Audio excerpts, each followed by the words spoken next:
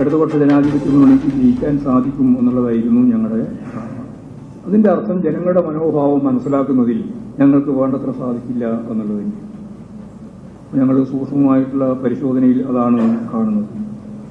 അപ്പോൾ ഈ കാര്യങ്ങളെല്ലാം വെച്ച് ജനങ്ങളിലേക്ക് ഇറങ്ങിച്ചെന്ന് അവരുടെ മനസ്സ് മനസ്സിലാക്കി പ്രവർത്തനം കാര്യക്ഷമതയോടെ മുന്നോട്ടേക്ക് നീക്കാൻ നമുക്ക് കഴിയും. സാമൂഹികമായും സാമുദായികപരമായും ജാതിപരമായും ഉണ്ടായ വോട്ട് ഷിഫ്റ്റ് മനസ്സിലാക്കുമ്പോൾ തന്നെ, അത് അസാധാരണമണ്ണം തുറന്നു പറയുമ്പോൾ തന്നെ ആത്യന്തികമായി ജനങ്ങളുടെ മനോഭാവം മനസ്സിലാക്കിയതിൽ വീഴ്ച പറ്റിയെന്ന് സമ്മതിക്കുകയാണ് CPM. പോലീസിനെതിരെ അടക്കം ഉയരുന്ന ആരോപണങ്ങളിലും പരിശോധനയ്ക്ക് തയ്യാറെടുക്കുന്നു പാർട്ടി. അപ്പോഴും മുഖ്യമന്ത്രിയുടെ ശൈലി മാറ്റം എന്ന ആവശ്യം മാത്രം നിരാകരിക്കുന്നു MV ഗോവിന്ദൻ. മുഖ്യമന്ത്രി ശൈലി മാറ്റിയാലും ഇല്ലെങ്കിലും പാർട്ടിയും ഭരണവും അതിന്റെ ശൈലി മാറ്റുമോ? പ്രിയ പ്രേക്ഷകർക്ക് എൻകൗണ്ടറിലേക്ക് സ്വാഗതം.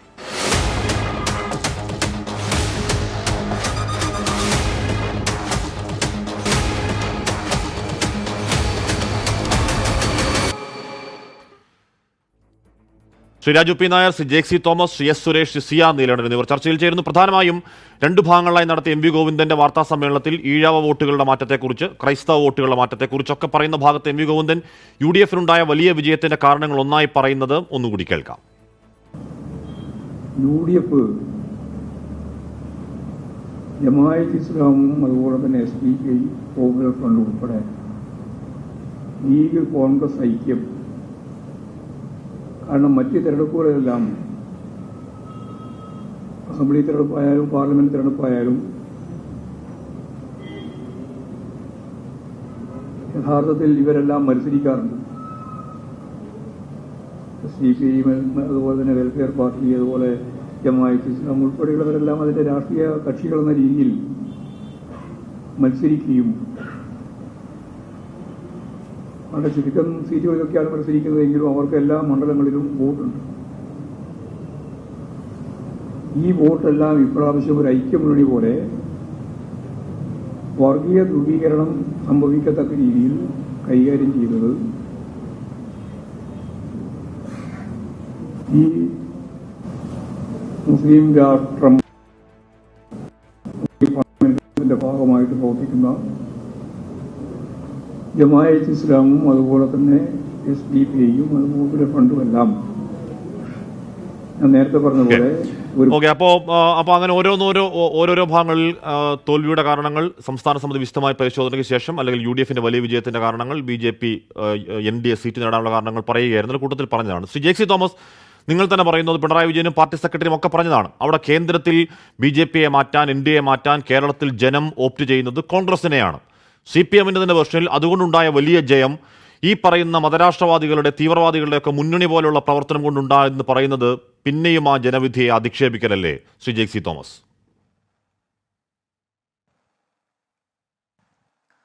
ഒരിക്കലുമല്ല. അത് അങ്ങ് ഏകപക്ഷീയമായ നിലയിൽ മാത്രം ആ വാർത്താ സമ്മേളനത്തിലെ ചില ഭാഗങ്ങളെ സമീപിച്ചതുകൊണ്ട് അങ്ങേക്ക് തോന്നുന്നതാണ്.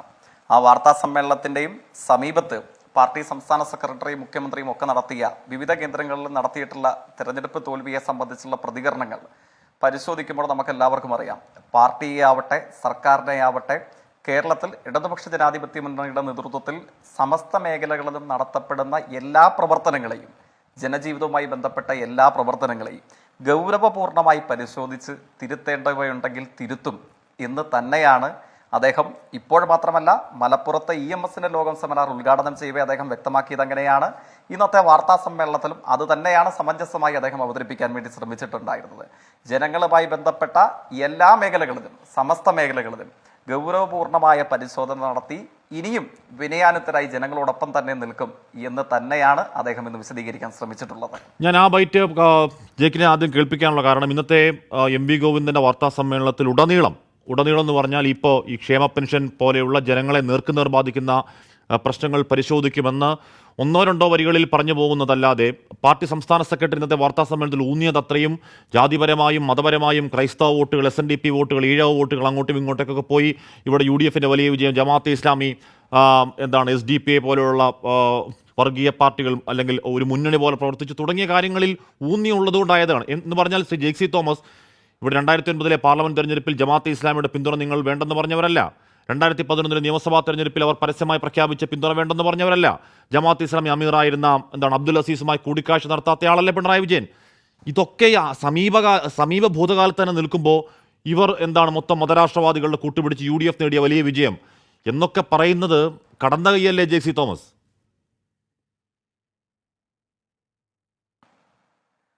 ഞാനിപ്പോൾ അങ്ങ് ഊന്നുന്ന ചോദ്യത്തിലെ മർമ്മപ്രധാനമായ കാര്യത്തിന് തന്നെ മറുപടി പറയണമെന്ന് അങ്ങേയും വാശി പിടിക്കാൻ പാടില്ല.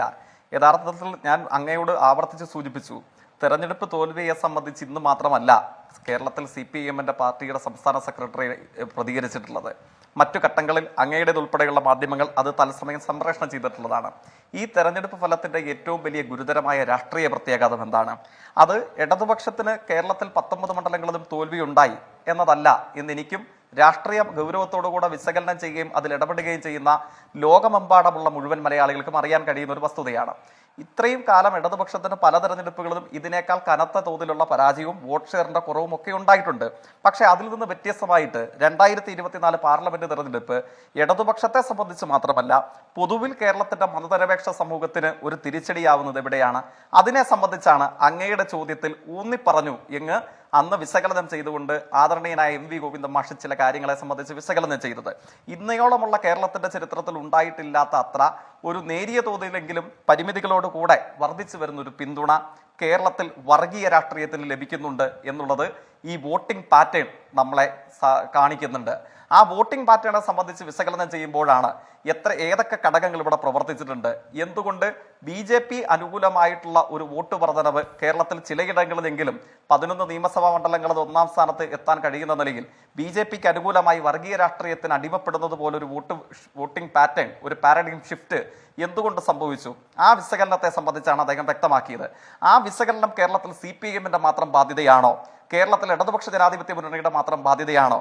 എന്റെയോ ആങ്കറുടെയോ എന്റെ മതവിശ്വാസത്തിന്റെ പേരിൽ എന്റെ ഒപ്പമിരിക്കുന്ന മനുഷ്യന്റെ ചോരയും രക്തവും ഈ മണ്ണിൽ വീഴാൻ പാടില്ല എന്ന് ആഗ്രഹിക്കുന്ന ഇടതുപക്ഷവും ഇടതുപക്ഷമല്ലാത്തവരുമായ ശതകോടിക്കണക്കിന് വരുന്ന മലയാളികളുണ്ടല്ലോ, അവരുടെയൊക്കെ വീടിരിക്കുന്ന പ്രദേശങ്ങളിൽ വർഗീയതയ്ക്ക് മതം പറഞ്ഞ് മനുഷ്യനെ കൊന്നുകളയണമെന്ന് ആഗ്രഹിക്കുന്നവർക്ക് ഒരു വോട്ടിന്റെ പിന്തുണ കിട്ടുന്നു, 4 വോട്ടിന്റെ പിന്തുണ കിട്ടുന്നു എന്നുള്ളത് ഒരു CPM കാരനെ മാത്രം ആശങ്കപ്പെടുത്തിയാൽ മതിയോ?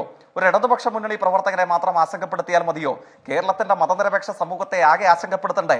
അതിന്റെ കാരണങ്ങളെ സംബന്ധിച്ച് വിശകലനം ചെയ്യുമ്പോഴാണ് ഇത്തരത്തിലുള്ള കൂട്ടുകെട്ടുകളെ സംബന്ധിച്ചും ഇത്തരത്തിലുള്ള സാമൂഹ്യ സാമുദായിക അത് മാത്രമല്ല ഞാൻ പറഞ്ഞത് തുടക്കത്തിൽ പറഞ്ഞു തുടങ്ങിയതുപോലെ ഈ പറയുന്ന സർവ്വതല സ്പർശിയായ കാര്യങ്ങളൊക്കെ MV ഗോവിന്ദൻ ഇന്നും പറഞ്ഞു.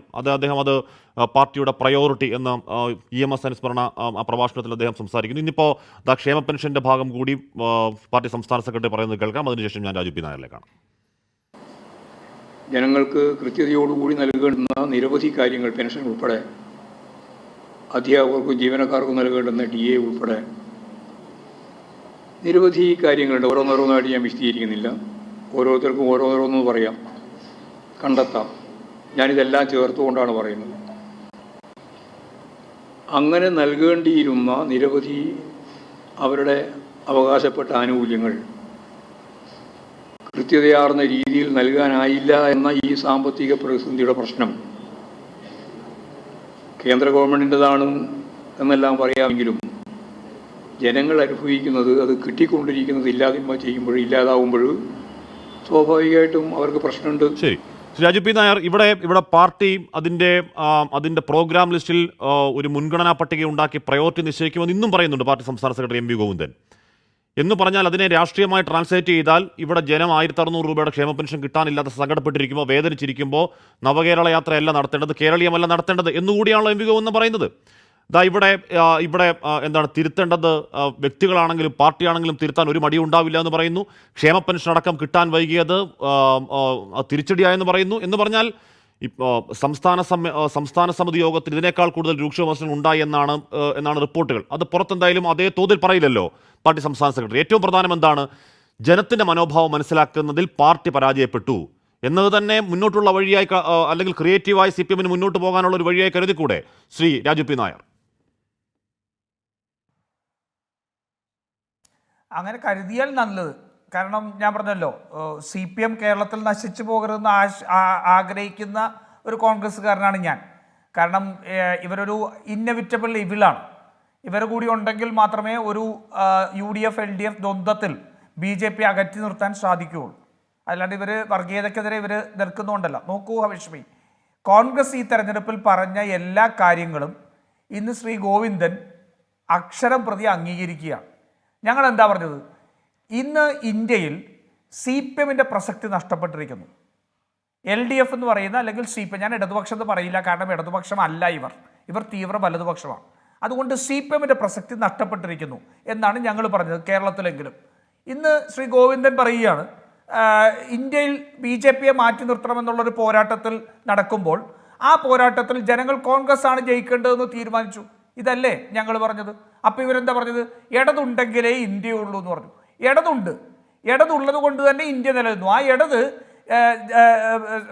സാമ്പത്തിക നീതിയുടെയും സാമൂഹിക നീതിയുടെയും പ്രശ്നം മുന്നോട്ട് വെച്ചുകൊണ്ട് വർഗീയതയ്ക്കെതിരെയുള്ള പോരാട്ടം നടത്തിയ കോൺഗ്രസ് ആണ് ഇടതുപക്ഷം. ആ ഇടത് നിലനിൽപ്പുണ്ട്. പക്ഷേ CPM ഇല്ലാതെയായി പോയിരിക്കുന്നു. അതിൻ്റെ മെസ്സേജ് വളരെ ക്ലിയർ ആണല്ലോ അല്ലേ ഹാഷ്മി? ഇടത് ഇന്ത്യയിൽ നിലനിൽക്കുന്നു. എന്താ? ക്ഷേമ രാഷ്ട്രീയത്തിൻ്റെ, ജനങ്ങളുടെ പ്രശ്നം പറയുന്ന വർഗീയ വിരുദ്ധ രാഷ്ട്രീയം കോൺഗ്രസ് ഇന്ത്യയിൽ ശക്തിപ്പെട്ടു. 99 കഴിഞ്ഞ് 102 സീറ്റിലേക്ക് കോൺഗ്രസ് എത്തിയിരിക്കുന്നു. പക്ഷെ ഞങ്ങൾ ഇടതാണ് എന്ന് പറഞ്ഞ് ഇടതുണ്ടെങ്കിലേ ഇന്ത്യയുള്ളൂ എന്ന് പറഞ്ഞ CPM ഇന്ന് ഒരു സീറ്റിലേക്ക് ഒതുങ്ങിയിരിക്കുന്നു. ഒരു കാര്യം ഒന്ന് ആഷ്മി ഇതിൻ്റെ ഇടയ്ക്ക് ഒന്ന് ആലോചിച്ച് നോക്കൂ. ഈ ഒരു സീറ്റ് 2 സീറ്റായിരുന്നെങ്കിൽ ഇന്ന് MP ഗോവിന്ദൻ മാഷ് ഇതായിരിക്കില്ല പറയുന്നത്. ഈ തെരഞ്ഞെടുപ്പിന് മുമ്പ് ഒരു ചാനൽ പറഞ്ഞല്ലോ, ഞങ്ങൾ 2 ജയിച്ചാൽ ഞങ്ങൾ ഇരട്ടിയാക്കി എന്നുള്ളതാണെന്നുള്ളൂ. അങ്ങനത്തെ വരട്ടുവാദം പറഞ്ഞ് പിടിച്ചു നിൽക്കാമായിരുന്നു. അതിനിപ്പോ ഒരെണ്ണേ ആയിട്ടുള്ളൂ എന്നാണ് ഇതിനകത്തുള്ളത്. ഇല്ല, ഇന്നിപ്പോ ഒരു വരട്ടുവാദം പറയുന്നില്ല. ഇന്നിപ്പോ സാധാരണഗതിയിൽ ഗോവിന്ദമാഷ് ഉപയോഗിക്കുന്ന പാർട്ടി ജാർഗൺസോ തത്വചിന്താപരമായ വാചക ശകലങ്ങളോ ഒന്നുമില്ല. ഇന്ന് ജനങ്ങൾക്ക് മനസ്സിലാവുന്ന രീതിയിൽ പാർട്ടിയുടെ ജനത്തിന്റെ മനോഭാവം മനസ്സിലാക്കുന്നതിൽ പാർട്ടി പരാജയപ്പെട്ടു എന്ന് പറയുകയാണ്. പോട്ടെ, ഷാജി പി നായർ, നേരത്തെ MP ഗോവിന്ദൻ ആ വാർത്താ സമ്മേളനത്തിന്റെ ഏതാണ്ട് തുടക്കത്തിൽ തന്നെ എന്ന് പറഞ്ഞാൽ അദ്ദേഹം ഇവിടെ ദേശീയ രാഷ്ട്രീയത്തെ നോക്കുമ്പോൾ കേരള രാഷ്ട്രീയത്തിന്റെ CPM-ന്റെ പരിമിതി പറയുന്നു എന്ന് പറഞ്ഞാൽ ദേശീയ രാഷ്ട്രീയത്തിൽ അവിടെ കോൺഗ്രസ് ആണ്, ഇന്ത്യ മുന്നണിക്ക് മുന്നിൽ നിൽക്കുന്ന കോൺഗ്രസ് ആണ്, അതുകൊണ്ട് അതിന് ഒരു പ്രാധാന്യം കിട്ടും, അതിനോട് ഇവിടെ ഏറ്റുമുട്ടുമ്പോൾ ഞങ്ങൾക്കുണ്ടാകുന്ന പരിമിതിയെക്കുറിച്ച് അദ്ദേഹം തുറന്നു പറയണം. അത് ആദ്യമായി തുറന്നു പറയുകയാണ്. രണ്ടാമത് പറയുന്നത് കോൺഗ്രസിന് കിട്ടുന്ന വലിയ വിജയത്തിന്റെ പ്രധാന കാരണങ്ങളിലൊന്ന് ജമാഅത്തെ ഇസ്ലാമി, SDPI പോലെയുള്ള മതരാഷ്ട്രവാദികളുമായും തീവ്രവാദികളുമായും നിങ്ങളൊരു മുന്നണി പോലെ ചേർന്ന് പ്രവർത്തിച്ച് വലിയ ഭൂരിപക്ഷം നിങ്ങൾ ഉണ്ടാക്കി, അതിൻ്റെ പ്രത്യാഘാതം ദൂരവ്യാപക പ്രത്യാഘാതമായിരിക്കും എന്നതിനുകൂടി മറുപടി രാജു പി നായർ. അതാണ് ഞാൻ വരാൻ പോയതാണ്. രണ്ടാമത്തെ ഘട്ടത്തിലേക്ക് ഞാൻ വരാൻ പോയതാണ്. നോക്കൂ, എന്തിനാണ് CPM-ഉം BJP-യും കേരളത്തിൽ ഇനി 2 പാർട്ടിയായിട്ട് നിലനിൽക്കുന്നത്? ഇനി ഇവർക്ക് ഒന്നായിക്കൂടെ? ഇന്ന് BJP ഉപയോഗിക്കുന്ന ഭാഷ ഉപയോഗിച്ചുകൊണ്ട് കോൺഗ്രസിന്റെ ജയത്തെ കുറച്ചു കാണിക്കാൻ ശ്രമിക്കുകയാണ്. SDPIയും ജമാഅത്തെ ഇസ്ലാമിയും പോലെയുള്ള മതരാഷ്ട്രവാദം ഉയർത്തുന്ന സംഘടനകളുടെ പിന്തുണയോടുകൂടി. ഇതല്ലേ BJP പറയുന്നത്? ഈ രാജ്യത്തെ, ഈ സംസ്ഥാനത്തെ ബഹുഭൂരിപക്ഷം വരുന്ന മതേതരവാദികൾ ഈ രാജ്യത്ത് ഹിന്ദുത്വ വർഗീയ രാഷ്ട്രീയത്തെ തുടച്ചു നീക്കണം എന്നാവശ്യപ്പെട്ടുകൊണ്ട് ഒരുമിച്ച് നിന്നപ്പോൾ അത് ഇവിടുത്തെ ഭൂരിപക്ഷ വർഗീയ വിഭാഗത്തിൽപ്പെട്ട ആൾക്കാരുണ്ട്, ന്യൂനപക്ഷ വിഭാഗത്തിൽപ്പെട്ടവരുണ്ട്. അവരെല്ലാവരും ഒരുമിച്ച് നിന്ന് കോൺഗ്രസിനെ വിജയിച്ചപ്പോൾ ഗോവിന്ദൻ ആദ്യഘട്ടത്തിൽ പറഞ്ഞ BJP-യെ ചെറുക്കാൻ കോൺഗ്രസ് ജയിക്കണമെന്നുള്ള ഒറ്റ വികാരത്തിൽ നിന്നപ്പോൾ അതിനെ BJP-യുടെ വാക്ക് കടമെടുത്ത് കോൺഗ്രസിനെ ആക്രമിക്കാൻ വരികയാണ്. ഇതല്ലേ ഇവരുടെ അവസ്ഥ? ഞാൻ ചോദിക്കട്ടെ, SDPI ഒരു സംഘടന എന്ന രീതിയിൽ പിന്തുണ നൽകിയപ്പോൾ കോൺഗ്രസ് എന്താ പറഞ്ഞത്? ഞങ്ങൾക്ക് നിങ്ങളുടെ പിന്തുണ വേണ്ട, ഞങ്ങൾക്ക് ഒരു വർഗീയവാദിയുടെയും പിന്തുണ വേണ്ട എന്ന് വ്യക്തമായിട്ട് പറഞ്ഞ പാർട്ടിയല്ലേ. ജമാഅത്തെ ഇസ്ലാമിയുടെ ഉൾപ്പെടെയുള്ള പിന്തുണ ഇവർ ഇതിനു മുമ്പ് സ്വീകരിച്ചിട്ടുള്ളല്ലേ. ഇന്ന് ഗോവിന്ദൻ ഇരുന്ന് പറയുന്നു, ഗോവിന്ദൻ ആർജവം ഉണ്ടായിരുന്നെങ്കിൽ പിണറായി വിജയനും അബ്ദുൽ നാസർ മദനിയുമായിട്ട് ഒരേ വേദിയിട്ട് പങ്കിട്ട് തെരഞ്ഞെടുപ്പിനെ നേരിട്ടതിനെ തള്ളിപ്പറഞ്ഞിട്ട് പറയണമായിരുന്നു. അത് പറയാൻ തയ്യാറായില്ല. ഈ തെരഞ്ഞെടുപ്പിൽ മുഴുവൻ വർഗീയ പരാമർശങ്ങൾ ഉപയോഗിച്ചുകൊണ്ട് കോൺഗ്രസിനെ ആക്രമിച്ചവരാണ്. വടകരയിൽ വ്യാജ സ്ക്രീൻഷോട്ട് ഉണ്ടാക്കി ജയിക്കാൻ നോക്കിയവരാണ് ഇവർ, ഇല്ലേ? എന്നിട്ട് ഇന്ന് കോൺഗ്രസിനെതിരെ വർഗീയത പറയുക. എന്താ? ഞാൻ ചോദിക്കട്ടെ, ഇവരുടെ ഈ കോൺഗ്രസിനെ പരാജയപ്പെടുത്തണം എന്നുള്ള ഒറ്റ ഗോവിന്ദൻ പറഞ്ഞ ആദ്യത്തെ പോയിന്റാണ്. കോൺഗ്രസിനെ പരാജയപ്പെടുത്തുന്നതിനപ്പുറം ഞങ്ങൾക്കൊരു രാഷ്ട്രീയമില്ല എന്ന് കേരളത്തിൽ പറഞ്ഞതാണ് ഗോവിന്ദന്റെ പാർട്ടി CPM. ആ പാർട്ടി പറഞ്ഞതുകൊണ്ടാണ് ഇന്ന് CPM-ന് BJP എതിർക്കാൻ കഴിയാതെ പോയത്. എവിടെയെങ്കിലും ഈ തെരഞ്ഞെടുപ്പിൽ BJP എതിർക്കുന്ന CPM-നെയോ പിണറായി വിജയനോ ശ്രീ ഗോവിന്ദനെയോ കണ്ടോ? ഒരാളും കണ്ടില്ല. കാരണം എന്താ? മുഴുവൻ ഊർജവും ഇവർ ചെലവാക്കിയത് കോൺഗ്രസിനെ പരാജയപ്പെടുത്താൻ. കോൺഗ്രസ് വേണമെന്നാണ്.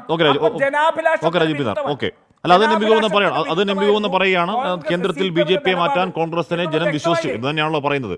ശ്രീ സുരേഷ്, ഇവിടെ ഇവിടെ CPM എന്താണ് അതിൻ്റെ നേതൃയോഗങ്ങൾ തെറ്റുതിരുത്തൽ രേഖയിലേക്ക് നയിക്കുന്ന നേതൃയോഗങ്ങൾക്ക് ശേഷം സംസ്ഥാന സമിതി യോഗത്തിന് ശേഷം MV ഗോവിന്ദൻ മാധ്യമങ്ങളോട് സംസാരിക്കുകയായിരുന്നു. എല്ലാ കാര്യം ഇപ്പം നിങ്ങളാണെങ്കിലും ഏത് പാർട്ടിയാണെങ്കിലും അതിനുള്ളിൽ നടക്കുന്ന ആഭ്യന്തര ചർച്ചകൾ അതിൻ്റെ തീവ്രതയിലൊന്നും പുറത്തേക്ക് ജനത്തെ അറിയിക്കാറില്ലല്ലോ. MV ഗോവിന്ദൻ കാണുന്ന പ്രധാനപ്പെട്ട 4 കാരണങ്ങളിൽ ഒന്ന് അവിടെ കേന്ദ്രത്തിൽ BJP NDA മാറ്റി നിർത്താൻ ജനം കാണുന്ന ഒരു ഓപ്ഷൻ അല്ലെങ്കിൽ ജനം കാണുന്ന ഒരു ചോയ്സ് അത് കോൺഗ്രസ് ആണ്, അതുകൊണ്ട് ഞങ്ങൾക്ക് ഇവിടെ പ്രശ്നമുണ്ടായി. ഒന്നാമത്തെ കാരണം. രണ്ടാമത്തെ കാരണം SNDP വോട്ടുകൾ BJPയിലേക്ക് പോയി. മൂന്നാമത്തെ കാരണം ക്രൈസ്തവ വോട്ടുകൾ BJPയിലേക്ക് പോയി.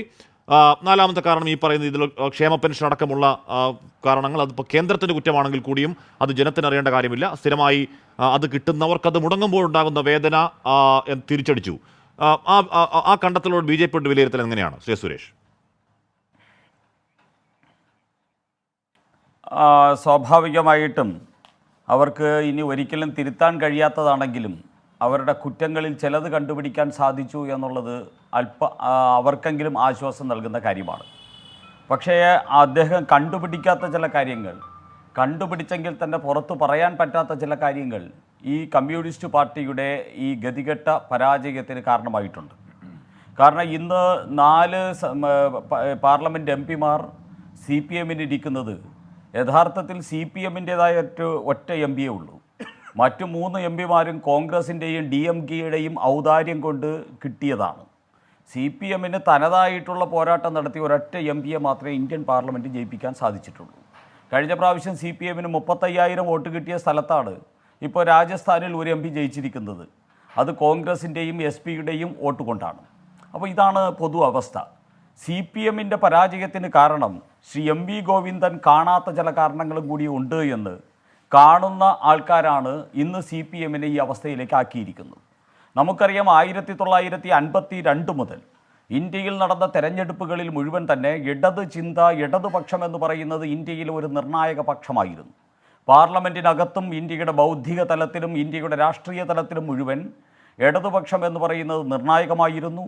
അവർക്ക് അവരുടേതായ ഒരു സ്പേസ് ഉണ്ടായിരുന്നു. ആ സ്പേസിൽ അർമാദിക്കുകയോ വിരാജിക്കുകയോ ചെയ്തിട്ടുള്ള പാർട്ടിയാണ് ഇടതുപക്ഷ പാർട്ടി എന്നുള്ള കാര്യം നമുക്കെല്ലാവർക്കും അറിയാം.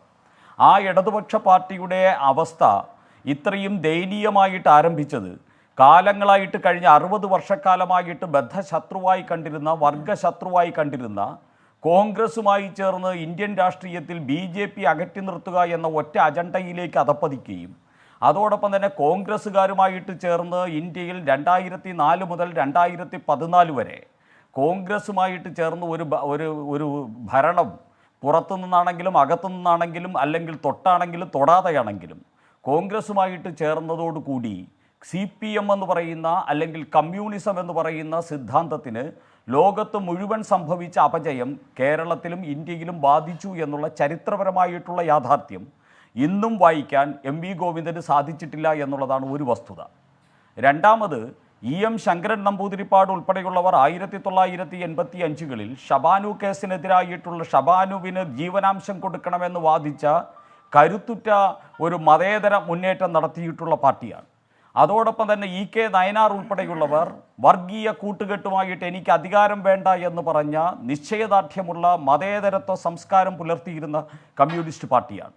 ആ കമ്മ്യൂണിസ്റ്റ് പാർട്ടിയിൽ ഇന്ന് EMSൻ്റെ നിലപാടുകളെ മാറ്റിയിട്ട് പോപ്പുലർ ഫ്രണ്ടിൻ്റെ സിദ്ധാന്തങ്ങൾ കമ്മ്യൂണിസ്റ്റ് പാർട്ടിയുടെ സിദ്ധാന്തമായിട്ട് ഈ കേരളത്തിൽ അധപ്പതിച്ചു കൊണ്ടിരിക്കുന്നു.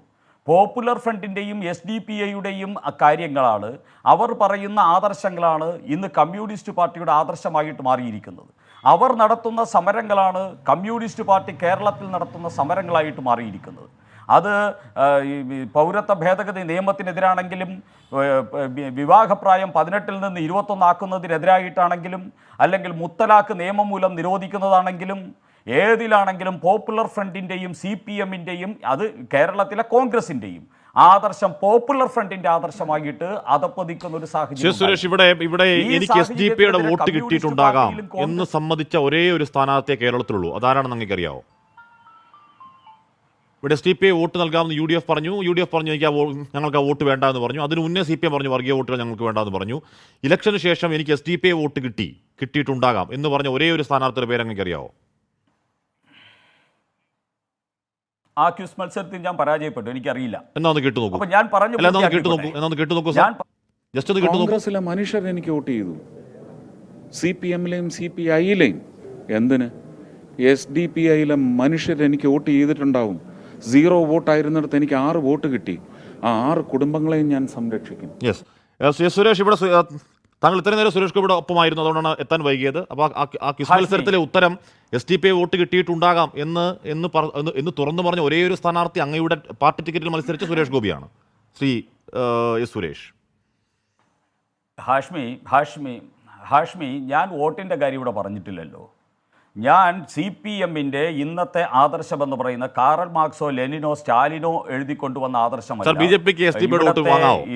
എന്താ ഈ ബിജെപിക്ക് SDPI വോട്ട് വാങ്ങാവോ?